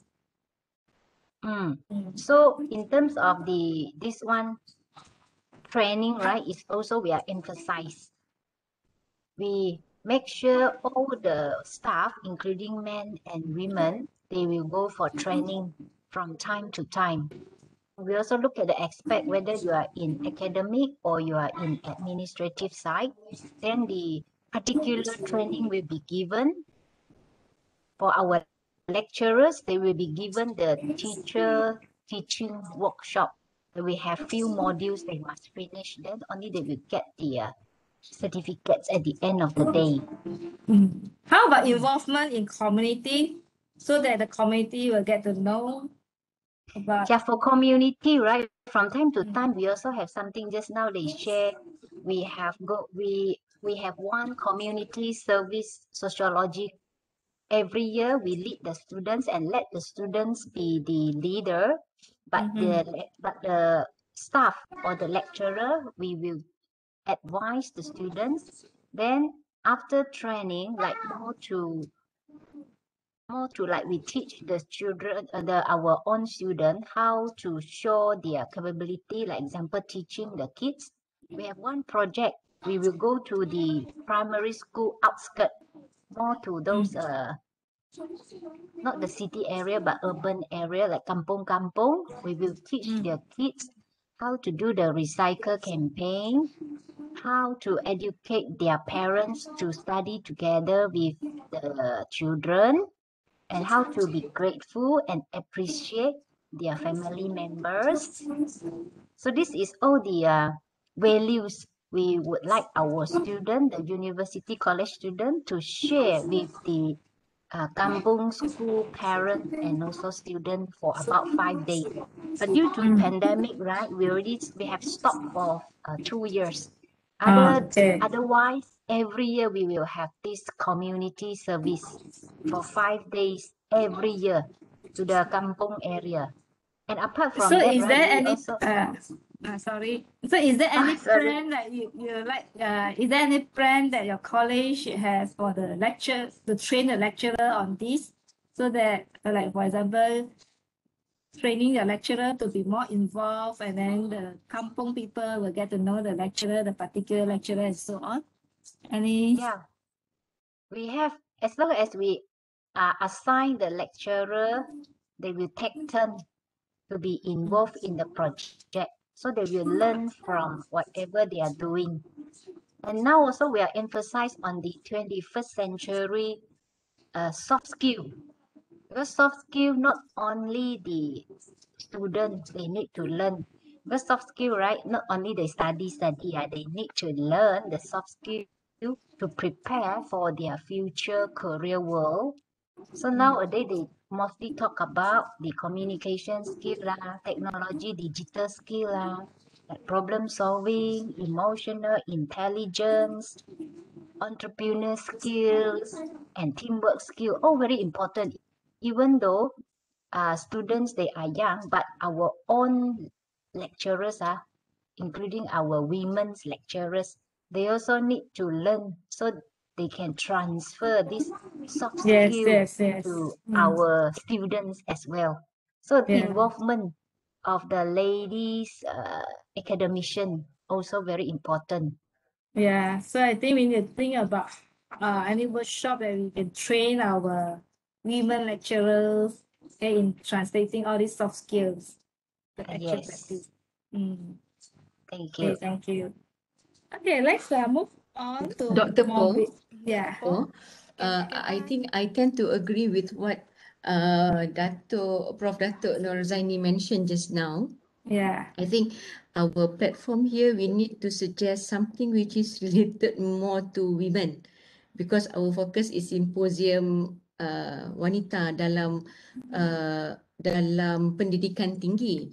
So I think we need to have at least beberapa suggestion which is relate to women. So back to leadership tadi, saya rasa mungkin our resolusi would be kita nak promote supaya wanita dalam kepimpinan mesti ada 30%. Sebab benda tu is fluctuating and even decreasing now. So that would be our kita punya plan of action. Menambahkan bilangan wanita di dalam kepimpinan, sama ada di kementerian ataupun universiti, I guess. Is that the kind of things that we need to promote, Dato'? Is that the thing? Yeah, I think that would be the outcome lah kan. Harapnya dengan usaha-usaha yang kita cadang ni, kita akan ada 30 tu lah. Tetapi bagaimana nak menambah bilangan itu? Ada apa intervensi-intervensi yang kita boleh buat di universiti sebab I'll be a devil advocate in this matter in this context by stating that kita boleh penuh 30 tu, kita boleh lantik saja asalkan cukup bilangan, tapi adakah itu yang kita nak? Sebab kalau kita lantik mereka yang betul-betul bukan bersedia untuk menjadi pemimpin kan, it will be orang akan kata tengoklah dulu kita lantik wanita, tengok apa jadi kan. Jadi kita dalam usaha kesamarataan kita mesti pastikan bahawa kecemerlangan itu berada. Maksudnya kita tak nak just untuk penuhi nisbah tu, kota kita lantik je lah kan. Sebab kita pun tak suka bila lelaki yang ramai dilantik, kita tahu mereka sebenarnya adalah bukan semua, tidak mempunyai kewibawaan yang sepatutnya kan. Kita pun tak suka. So betul, tapi maksudnya bagaimana kita nak angkat lagi wanita ini supaya dia jadi lebih pemimpin lah, sama ada pemimpin saya bagi contoh misalnya dalam khidmat di akad ataupun di universiti, wanita ni sebab kita terlalu sibuk, kita tak tahu macam mana nak networking sebenarnya. Macam mana kita buat networking yang meliputi semua. Kadang-kadang kita network dengan komuniti aja. Kita tertinggal pembuat dasar. Kita tertinggal industri. Bagaimana cara apabila kita membuat networking, kita pastikan tiga-tiga aspek ini ada. Dan apabila kita buat networking, macam mana kita promote diri kita, ini benda-benda yang boleh kita belajar pada mereka yang telah buat. Sama juga apabila kita buat aktiviti khidmat, bagaimana kita integrasikan kerja-kerja di bawah kepakaran kita melalui penyelidikan, kita transfer kepada teaching, itu yang saya kata tadi, khidmat dengan pelajar dan sebagainya, dan kemudian dia menjadi output kepada servis. Jadi bila kita integrate ketiga-tiga ini, dan ini boleh dibelajar, boleh ditrain benda-benda ni, sebab saya tahu ramai yang tak tahu macam mana integrate. Bila dia tak integrate, dia buat research lain, dia mengajar lain, dia buat khidmat lain. Maksudnya dia membuat triple kerja. Sedangkan kalau dia buat research dalam satu bidang, dia mengajar dalam bidang yang sama, it's all within in your fingertips. And then you buat service, itu adalah expertise you. Bila dia nilai, nampak bahawa you mempunyai rangkaian atau integrasi yang masuk kepada penyelidikan, pengajaran dan khidmat, and therefore ada output. So instead of doing everything or being a little bit greedy, because we women, we feel we are super women, we can do a lot, they have to be very focused. And how do we teach this? Do we have special session where young academics are told how to focus, pay attention to subject matter? Because sometimes I must agree. I mean, if I compare me and my husband, I know my husband is very focused. He knows how to say no to something. He knows how to say yes to something because he thinks it's very important. Whereas I kata, boleh tolong. But then nyaya, because you kononnya nak tolong tapi you. So these are the things yang I rasa intervensi yang kita boleh fikirkan lah. Sebab akhirnya kita nakkan kita tersalah, kita senang di-identify dan memberi impak lah kepada profession akademik itu sendiri. Maknanya kan Datuk, daripada awal kita dah kena groom dah kita punya staff. Say for example tadi kita nak 30%, definitely along the way tu university need to identify potential women to be ataupun potential women staff that can be groomed to become the leaders of the organisation. That would be our intervention, kan Datuk? Identify dulu tu 30% tu, rather than just pick up the number tu to fill up the quota. So maknanya intervention kita adalah all universities ataupun organisations, they need to identify their pool of talent, at least 30% of the community yang perempuan ni to be groomed as the leader. That comes with trainings as well, isn't it? Sebab Definitely. Even if we can identify early ataupun we can expose all the women academicians kan to trainings specific for women lah, and this is where we introduce and share the good practices, the good way forward, whatever lah kan. I'm not sure about the content apa yang nak diajar dalam training tu, but the module. I believe okay, looking at myself when I started off as academics pun kita kabur tau apa nak buat, and the mentor is actually a man. Maknanya most of us we learn from trial and error. Yes. Rather than we are given the very the mentor which is suitable to us. Nampak bila mentor laki-laki pun ada isu juga di situ rupanya. So that would be maknanya kita punya solution, kita punya maybe the possible suggestion di sini. Definitely we need to identify kita punya pool of talents, women academic talents from the beginning, rather than we allow them to go through trial and error. Once we have identified kita punya pool of training, pool of talents, then only we send them for the relevant training. Yang macam tadi Datuk mention lah, we need to be equipped with all the kind of trainings that combine the three domains. As a lecturer, buat teaching, research and community engagement tadi tu into one, which is very specific, and you do not have to crack your head untuk buat 3 benda at one time just like a superwoman. Nampak? Okay, I can see that training needs to be crafted lah in a way. Definitely. Maknanya kita punya suggestion would be kena ada training untuk women academics. Another thing, if I may add ya, tadi Dr. Po cerita pasal involvement with community kan.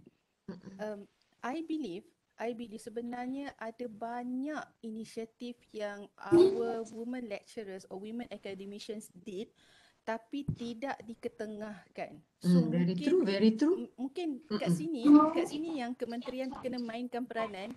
Ada tak award untuk women academicians and community? You know? Sebab okay, I just give example because I tak tahu, I don't know what's being done at other universities, but at least in UTP, I pernah involved with one community project actually masterminded by one of our women lecturer. She's very good, okay. And kita buat this community project to one kampung di Perak Tengah. Kampung yang dikenali sebagai kampung yang antara kampung yang termiskin lah di Perak Tengah. So we bring in our students for the community project. We did that. And I know ada seorang lagi, our ladies lecturer, who actually involved in a research on helping pelajar OKU yang autistic apa semua kan. So she developed an apps to help the student to learn. So sebenarnya ada banyak tau, kalau kita korek sebenarnya ada banyak, cuma tidak diketengahkan dan tidak diwar-warkan. Mungkin that's where things needs to be improved lah. If this sharing can be done, only then these women are known to the community.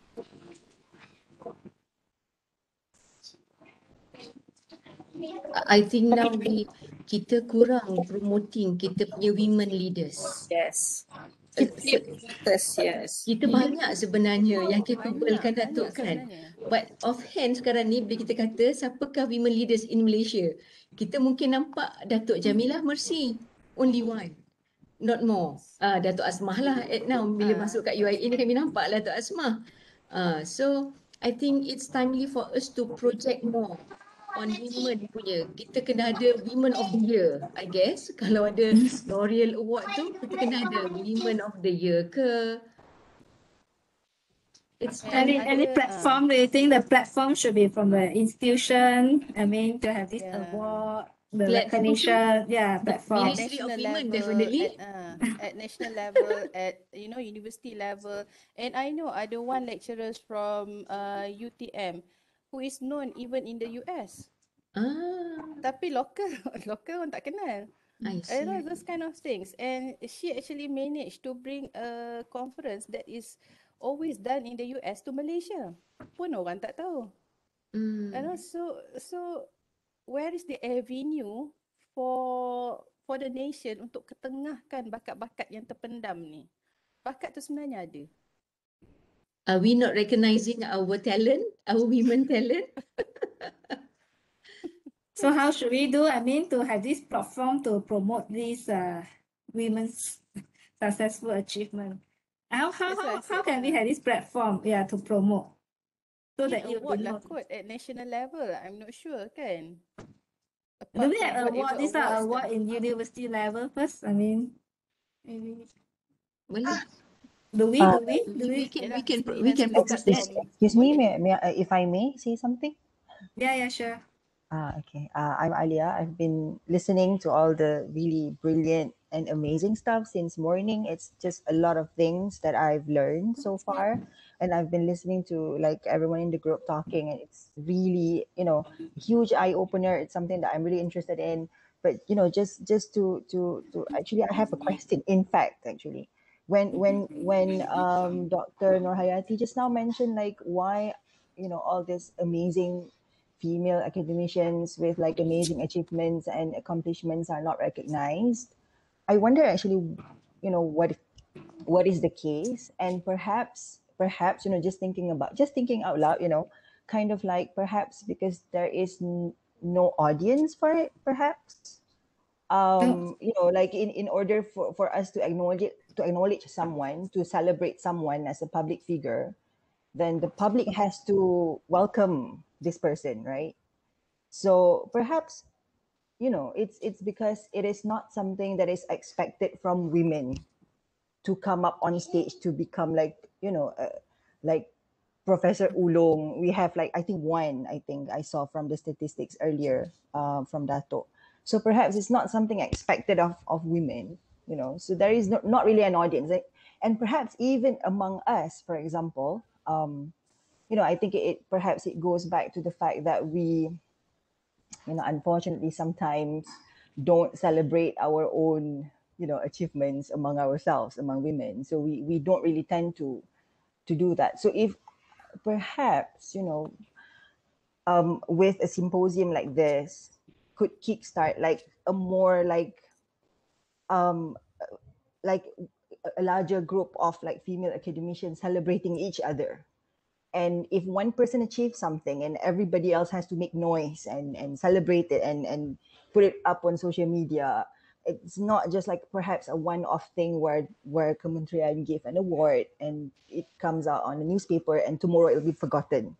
It has to be like a continuous celebration and a loud noise everywhere of us celebrating one of our kind achieving something. I think perhaps, that is one of the things that we could look into, and perhaps by having like training, support groups, mentoring system, continuous symposiums and conferences, we can start to build this kind of continuous support and celebration of women academicians. That's just something that I thought of as I was listening to everyone's, amazing input. And also because I kept thinking like, and I do agree with what Dato said, we women, we think we are superheroes. We think we can do everything. And I wonder if this is something that we are conditioned to do as women. And I wonder if men experience the same kind of guilt that we do. Like when we, just now when we were talking about work-life balance, we were saying like, do we feel like we did enough for our work? Do we feel like we did enough for our family? Like, I wonder if men experience the same guilt. I wonder if my male colleague asks themselves the same question, because I do talk to, of course, we discuss things with colleagues, and at least from my very limited experience, I could say that I have not heard the same thing from my male colleagues, talking about I feel guilty that I couldn't spend enough time with my kids. But I hear a lot of this from my female colleagues, for example. Like when we were kind of like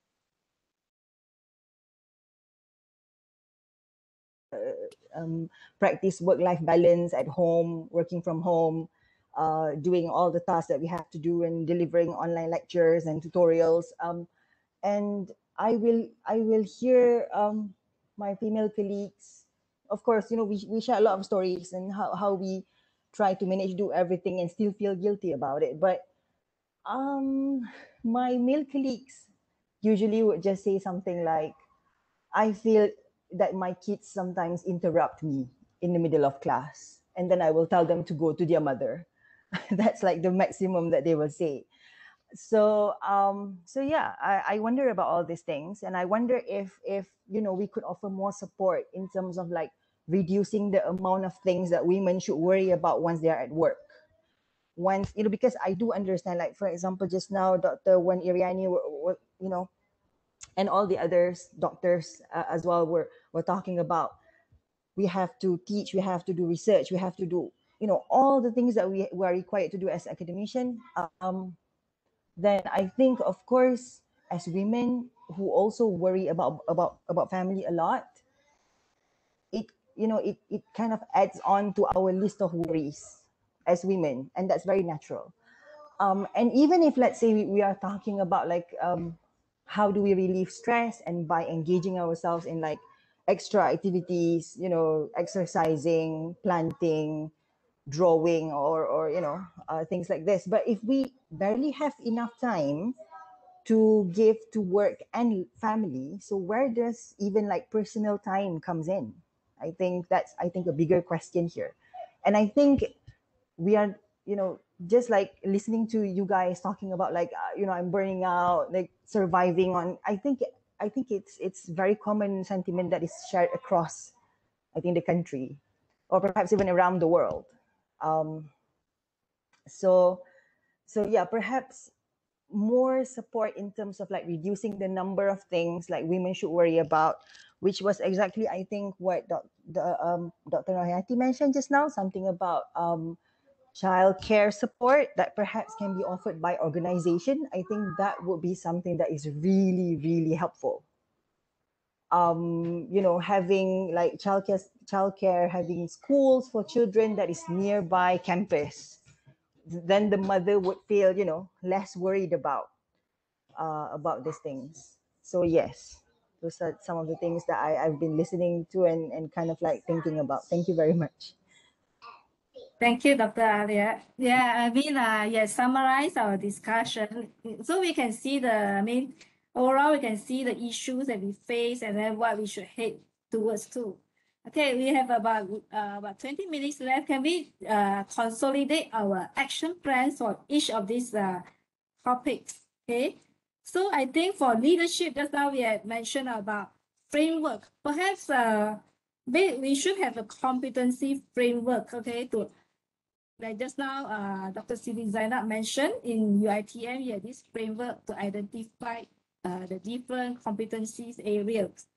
But from there, we can identify the suitable women leaders. So, Dr. Po, sorry to disturb you. I'm sorry to disturb you.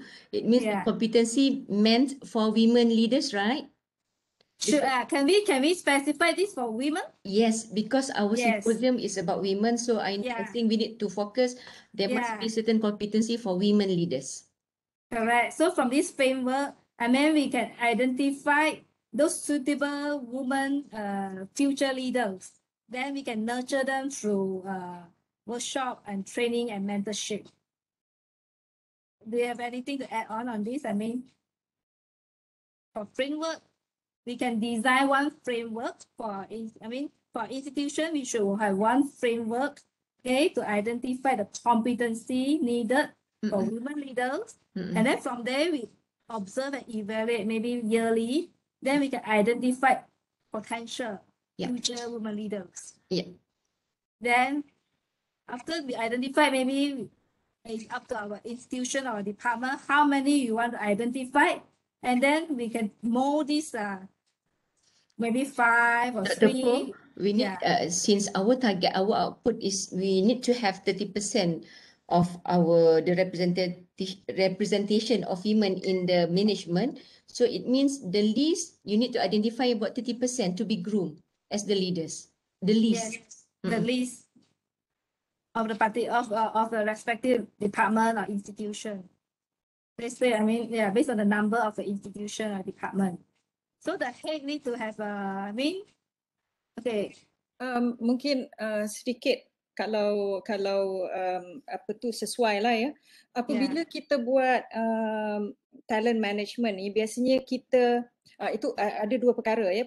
Misalnya satu perkara intervensi adalah apabila kita ada lantikan profesor baru, kita lihat berapa ramai women contohnya.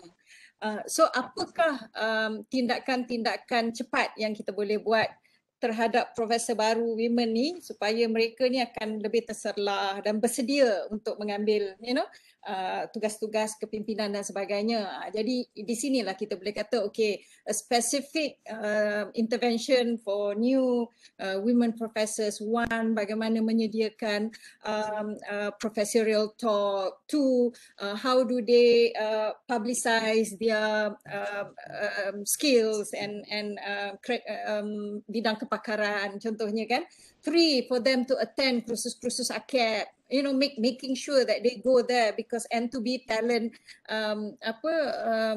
di talent apa dia panggil grooming, bukan dia buat AKAP tu buat talent bukan mapping tapi dia measure talent ya, di mana kekuatan dan kelemahan. So benda-benda ni boleh buat profiling, thank you, that's one. Tetapi dalam talent management biasanya orang terus kepada competencies. Competencies tu sebenarnya dia dah di tengah-tengah ya, sebab dalam talent management dia ada banyak elemen ya.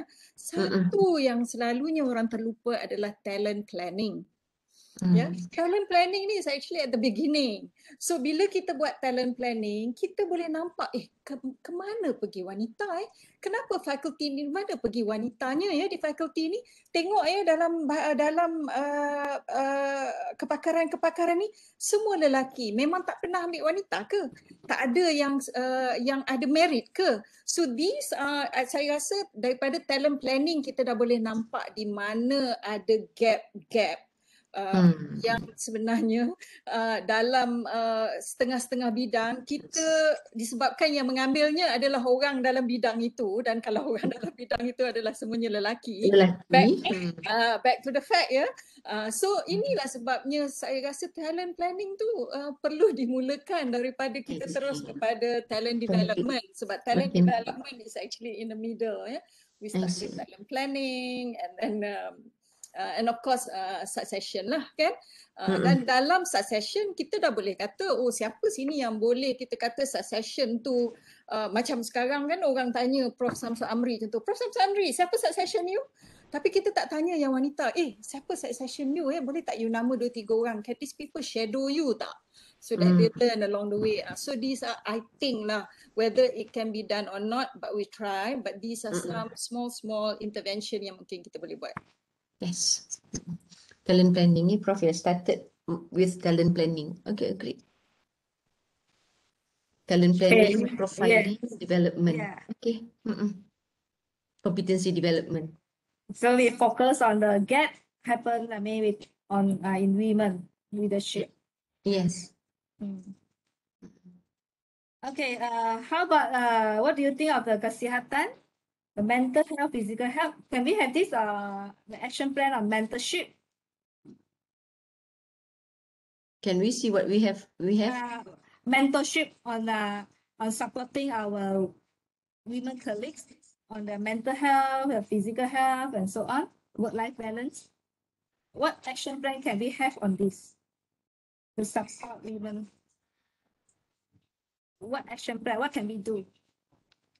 Mentorship, we need to have mentor, female mentor. Like just now we say, the mentor assigned to us are male, so it might not be suitable for us. Can we have support group, not just in the university, but as a whole, support group. Maybe KPT. But because our symposium is focused on women, so now we need to have support group for women. Women support group. Yes, women support group, because I like this platform, you know, so that we can discuss all about women. Yeah, but this is good, yeah, because since I've been a lecturer since 1997, so I think this is first time, yeah, I'm involved with this kind of platform. Yeah, I hope that KPT can have more platform like this, yeah, for us to be together. All right. You mean I agree. Yeah, In not fact, limit because- in within our institution. Yes, not limit. Yes. Yes, think I it's like very this kind important. of I think it is very important that we communicate like across, institutions, like the entire country, because I think women, we work better when we have, that kind of like sense of belonging in a group. Yes, yeah. Kind of like sense of sisterhood, like this is a very female thing, and it makes us stronger, and I think this is like scientifically proven.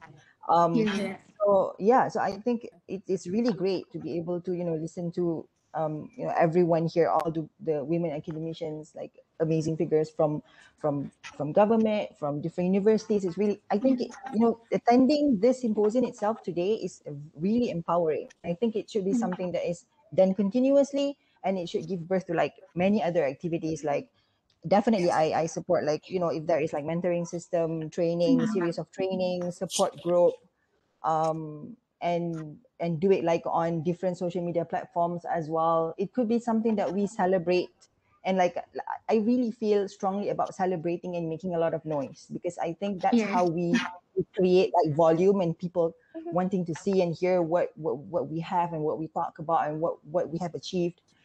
Because if we want women to be public figures, to be seen, to be heard, then there must be audience first. I think that's really important. Yeah, I agree. I couldn't agree more, right? So another thing is entrepreneur, right? We talk about entrepreneur. It's not many women, yeah, lecturers plus entrepreneur. And why? That's why many men, the president or CEO, because of the background, yeah, in terms of finance, yeah, in terms of the So I think we need to. There should be a training, yeah, like support group that train women to be, towards entrepreneurship, more on like kind of financial. Like myself, I'm thinking of starting my MBA soon. So I think if we have more women that have a very strong financial, background, entrepreneurship background, I think it shouldn't be any issue, for women to be the president, yeah. So because now people talk about bringing more money, to university. So I think this is the training that maybe KPT should look into it, yeah, maybe. And then I worry about the implementation part, yeah, because when we talk about talent planning, competency, and we just leave it to the university, yeah, to choose.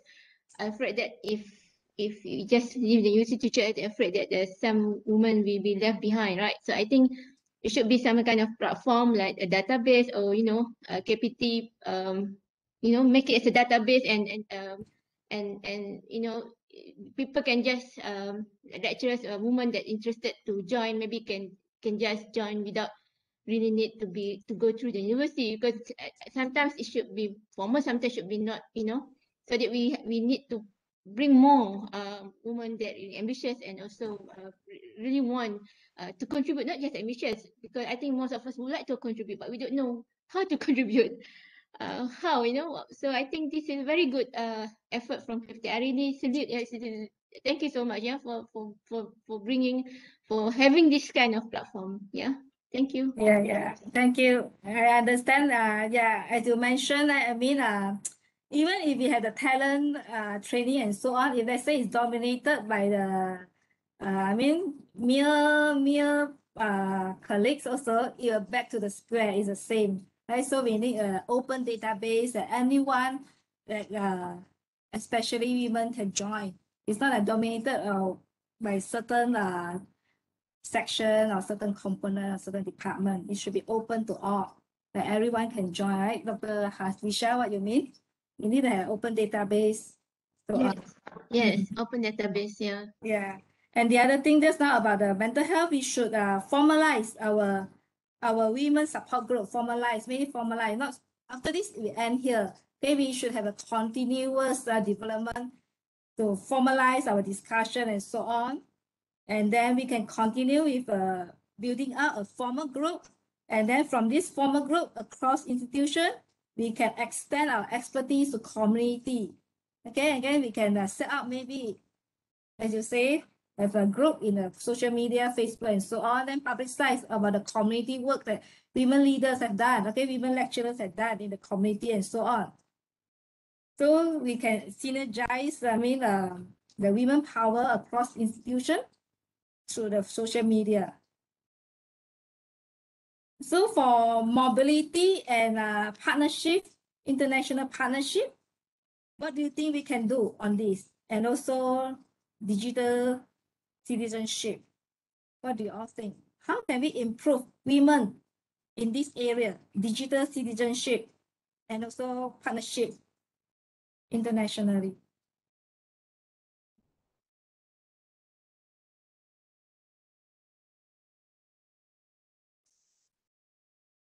Prof, you like to say something? Saya rasa kalau kita lihat media sosial sekarang ni, ini adalah tempat di mana kita memaparkan kepakaran ya dan kekuatan kita. Walaupun media sosial itu bagus kita untuk berkongsi resepi, apa kita buat bersama keluarga, tapi saya rasa kalau kita tengok, saya rasa lelaki kurang sikit dia menggunakan Facebook dan sebagainya untuk aktiviti personal ya, sebab dia orang ni bukan personal macam kita, tetapi social media ni sangat penting untuk kita gunakan untuk menunjukkan apa kerja-kerja kita dan apa kepakaran kita dan apa yang kita telah cuba lakukan khususnya dalam bidang kita. Itu akan memberi impak kepada mereka yang membaca dan menggunakan bahasa Inggeris lah, tak kisahlah bahasa Melayu, bahasa Inggeris kan. Tapi saya tengok you akan dapat banyak mereka yang nak ikut you ataupun interested dengan apa yang you buat dan sebagainya. Yes, thanks. And in this social media, we can also, upload the photos, okay, to celebrate the success, okay, of the achievement of our women leaders. Okay, in this social media, whoever, okay, have achieved something, okay, we can publicize in the social media network and so on. Then this help to make us, to be known.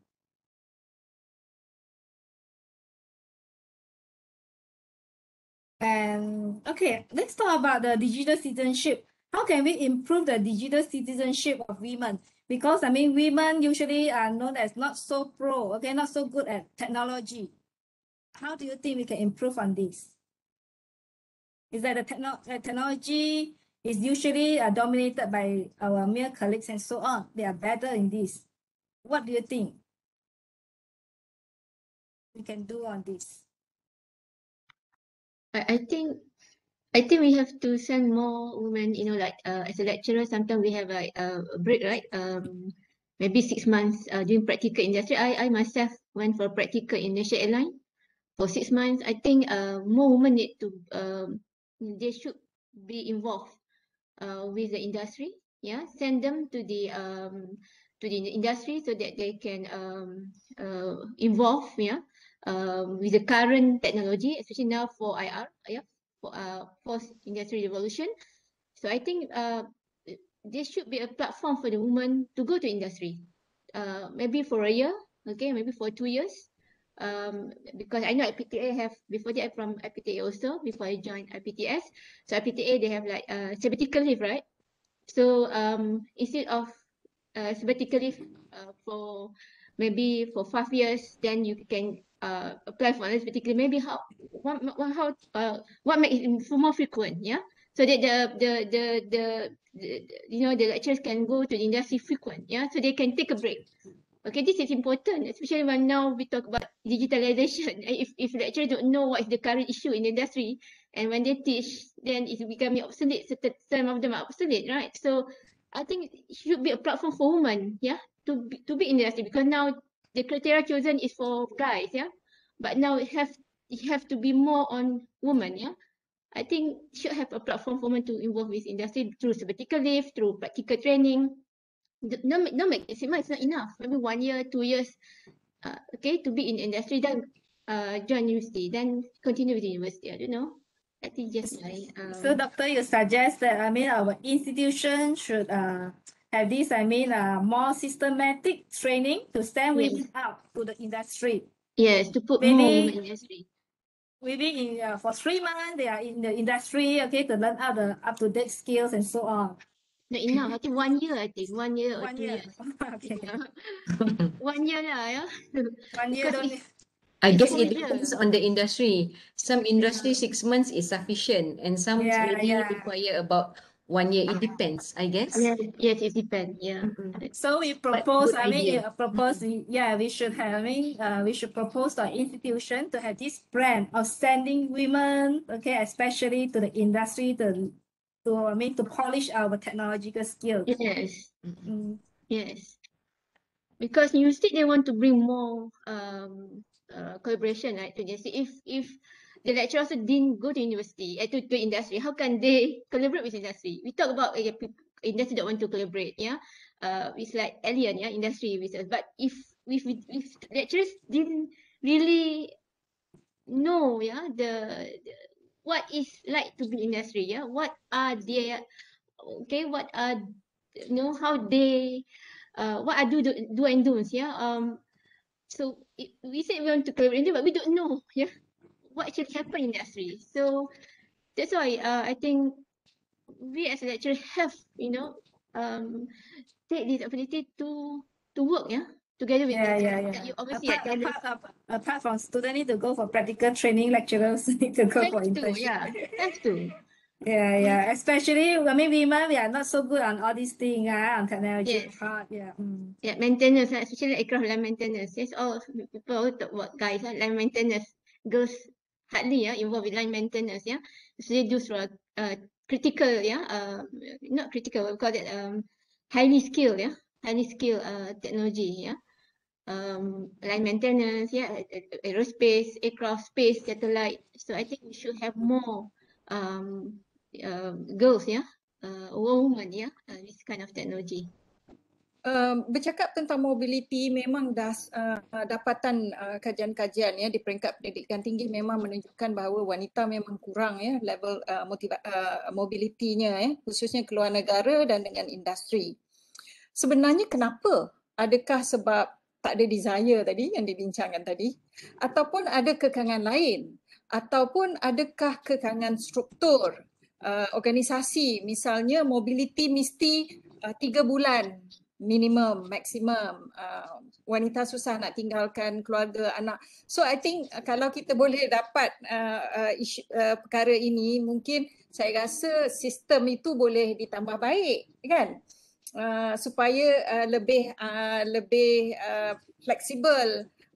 Kalau kita kata mobiliti akademik mesti lebih pada 3 bulan. Kenapa mesti lebih pada 3 bulan? Kan contohnya. Atau boleh tak dia lakukan sehari dalam seminggu? Sebab ramai ahli akademik kata tidak boleh mobiliti sebab dekan saya tak bagi. Kelas saya siapa nak ambil, orang ni kelas-kelas eksekutif siapa nak buat.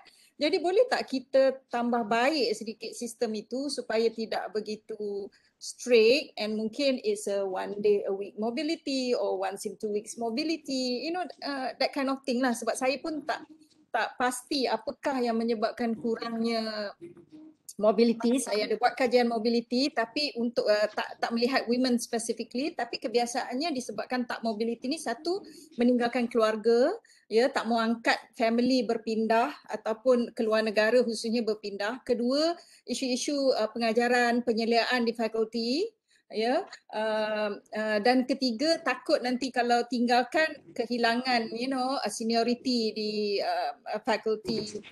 Dan keempat adalah sistem yang tak menggalakkan lah mobility. Sorry, saya tak jawapan lebih kepada soalan balik. Datuk, saya setuju dengan Datuk.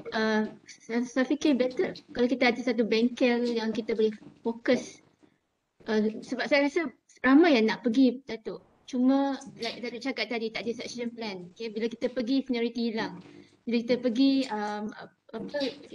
siapa nak ganti? Especially kalau license, macam saya from license subject, we have 18 weeks of lecturing. And saya rasa kalau kita ada satu modul strong yang boleh kita convincekan PTS, should come from KPT. Kalau ada SOP, kalau ada, I think kalau ada proper SOP or procedure, I think Presiden ataupun top management selalu dia akan agree.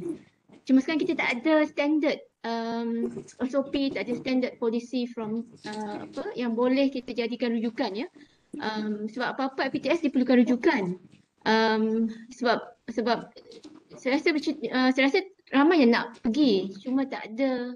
Saya pun berminat. Saya suka kalau Datuk suruh saya pergi Canada for 2 years. I agree.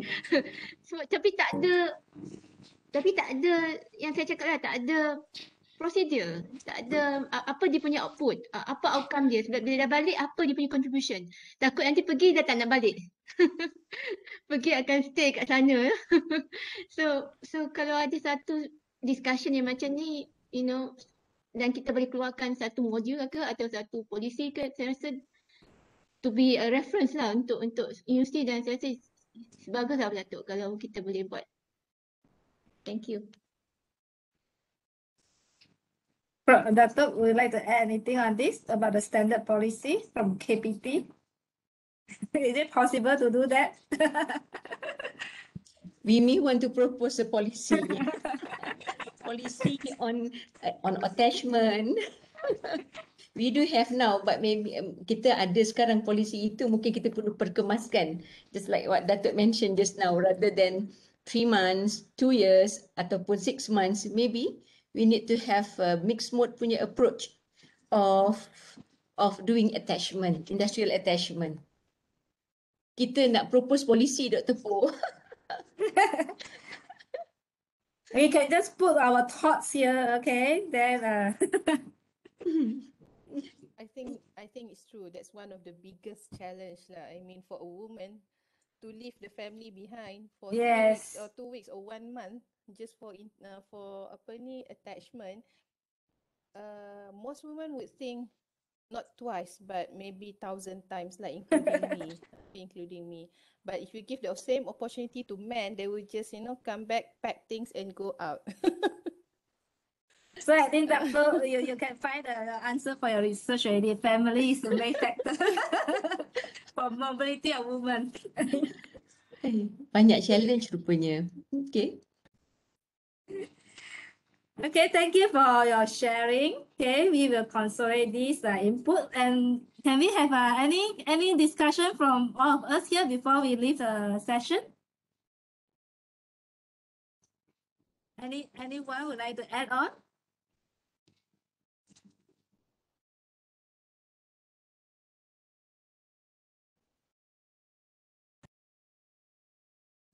Dr. Po, I think we need to have more this kind of session in the future. Yeah, we need to formalize it, not stop here. And we say we want to have long-term impact, right? Yeah. The long-term impact is not okay, one shot, touch and go, then finish. Yeah. Yeah. We need to follow up. I second that, and silakan. Yes, I second that, and I'm down for like all of them. I would join. I would be really happy to be part of any activities that would come after this symposium. Saya rasa yang sangat penting adalah data dan kajian-kajian yang dapat diakses oleh kita semua ya. Bila kita mencadangkan intervensi, kita sebagai ahli akademik perlulah berlandaskan data-data ya yang sahih kan, sebab kita memang ditrain begitu. Kadang-kadang bila kita nak membuat satu kita mencari-cari mana kajian-kajian ya. Saya pasti kajian tu ada, tapi sebab kita tak ada satu database yang memberikan akses kepada kajian-kajian sama ada ditaja oleh Kementerian Kesihatan ke, Kementerian Wanita ke, Kementerian KPT ke, sampai bila agaknya kita nak menunggu ya ataupun boleh akses kepada kajian-kajian ini. Saya rasa itu sangat pentinglah database mengenai kajian-kajian berkaitan wanita supaya kita boleh buat satu cadangan yang lebih konkret ya, yang berlandaskan evidence. Kedua, saya pun nak mengucapkan tahniah lah kepada FPPTN dan Kementerian Wanita kerana setelah berapa tahun ya GHEF menjalankan aktiviti conference ini adalah kali pertama lah aspek wanita dijadikan sebagai satu fokus dalam Global Higher Education Forum. So terima kasih semua. Okay, thank you, Datuk. Yeah. Okay, thank you all. And let's take a break. Okay, so we shall have another session from 2 to 3, right? Let me see. Okay, from 2 to 3. Okay, we have another session at 2 o'clock, the sesi perbincangan panel, and at 3 o'clock, 3 to 5, there will be another perbincangan kumpulan World Cafe, chaired by another facilitator. Okay, nice to meet all of you here and hope that, our discussion of partnership here, collaboration will continue. Yeah. Hello, excuse me. Sebelum kita left, boleh tak saya nak minta untuk sesi bergambar? Minta semua untuk open kamera masing-masing. Yes, thank you. Cik Nurul Fitria, maybe you can unshare the screen. Yeah.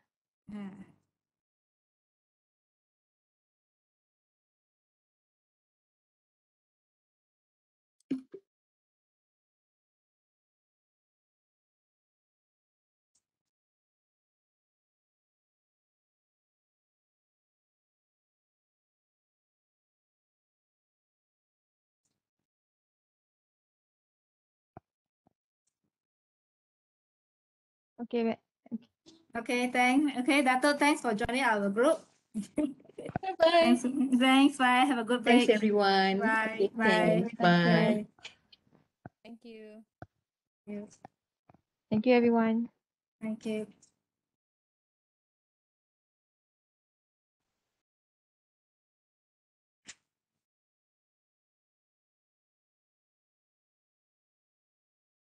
Doktor.